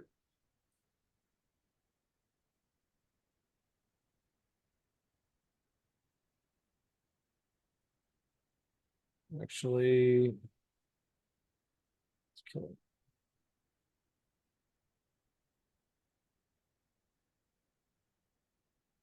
I actually wanted to do this though first. So it has to be greater than the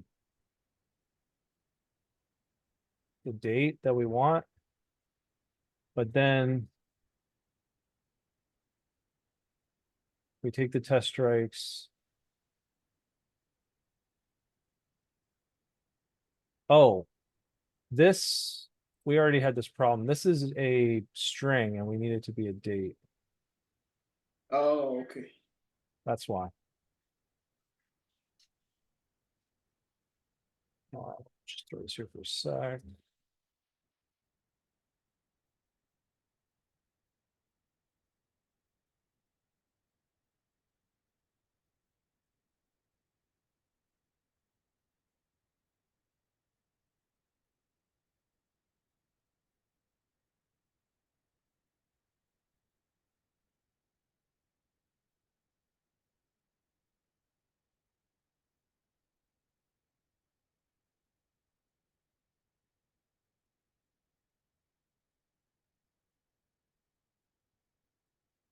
Yeah, this code could be simplified quite a bit if it works.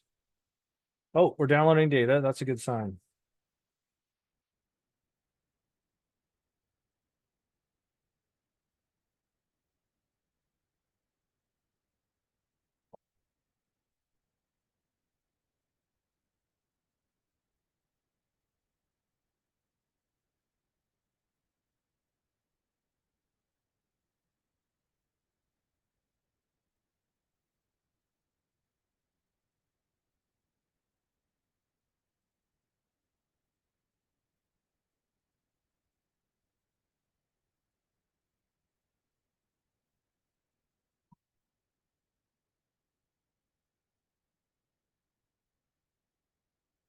Hmm.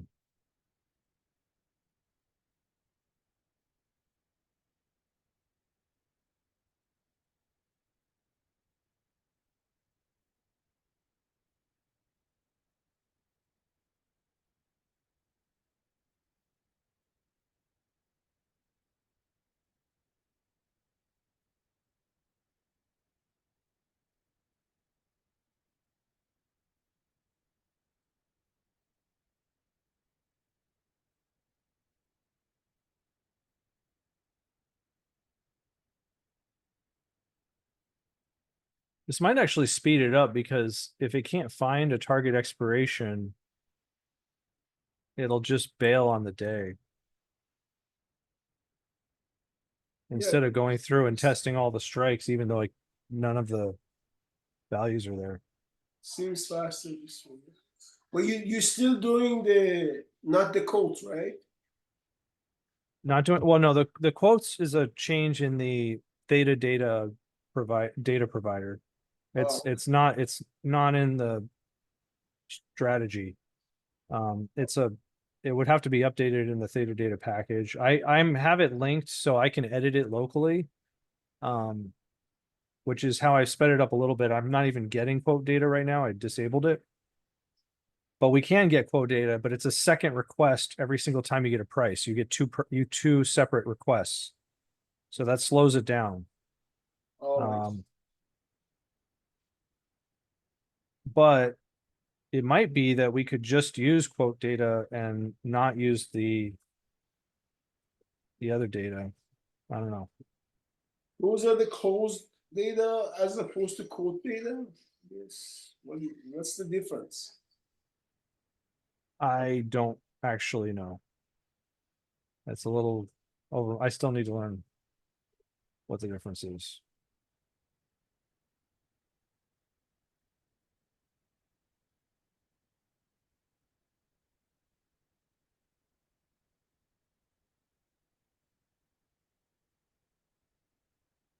I hope at a minimum this gives us the same graph, or at least, like the same graph, just faster.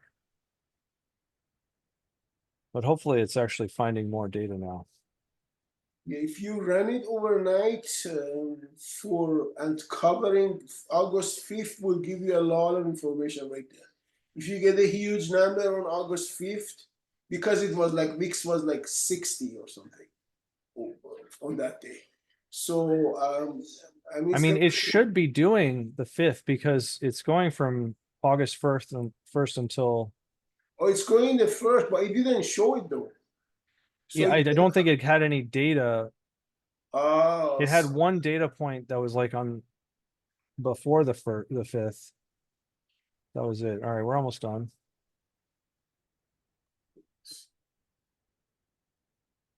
Thanks. Here's the indicators. Huh.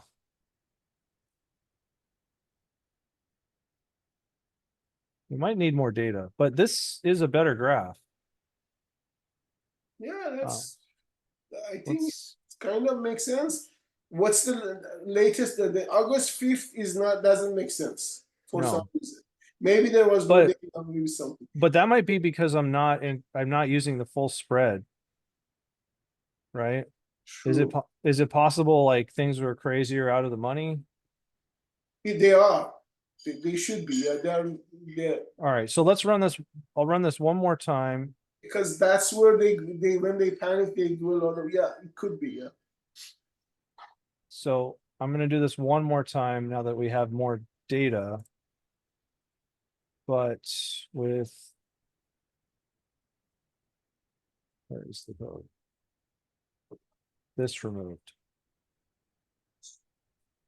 So it's gonna use everything.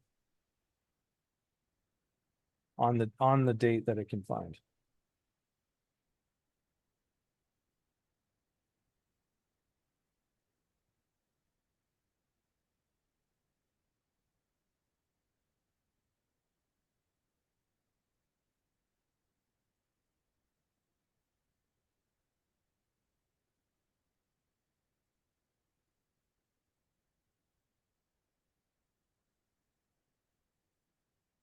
Yeah, this more recent data make a lot of sense. And this last data point is the 9th or the 8th? Can you, It's the 9th. 9th was one of I mean, it's really low here. And then 4-2. 9th was what, like Monday was higher than market. Let me check. Friday was terrible, I know that. And it's I think it's showing that. Yeah. But Monday, Both Friday and Thursday were bad. yeah, according to and this. that's exactly what it shows. That's very good already.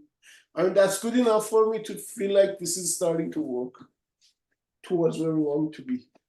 And that's really good work for a couple of hours. I just would like to understand why there's some expirations where it can just get no data at all. Yeah, You know, like that's the that's crazy that Rob has dealt with this stuff a lot. He's the one that has all that information. yeah.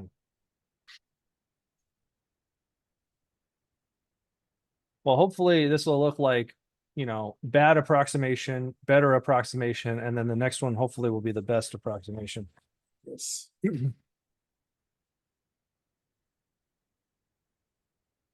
See where we're at. But this one will take longer.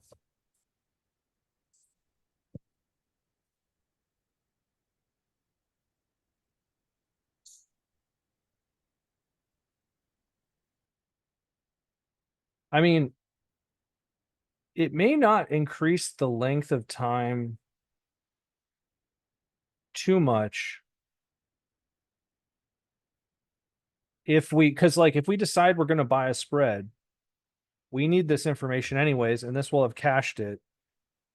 So the second time we go through and look for, deltas, that information is going to be there. So actually running this in the algorithm may not increase the length of backtesting that much. Oh yeah, I mean, but do you get all of the strikes for the spread? No. And I think especially once I make the binary search work perfectly 1-to-1, like it's very, very close right now, but there's a couple edge cases where it's off.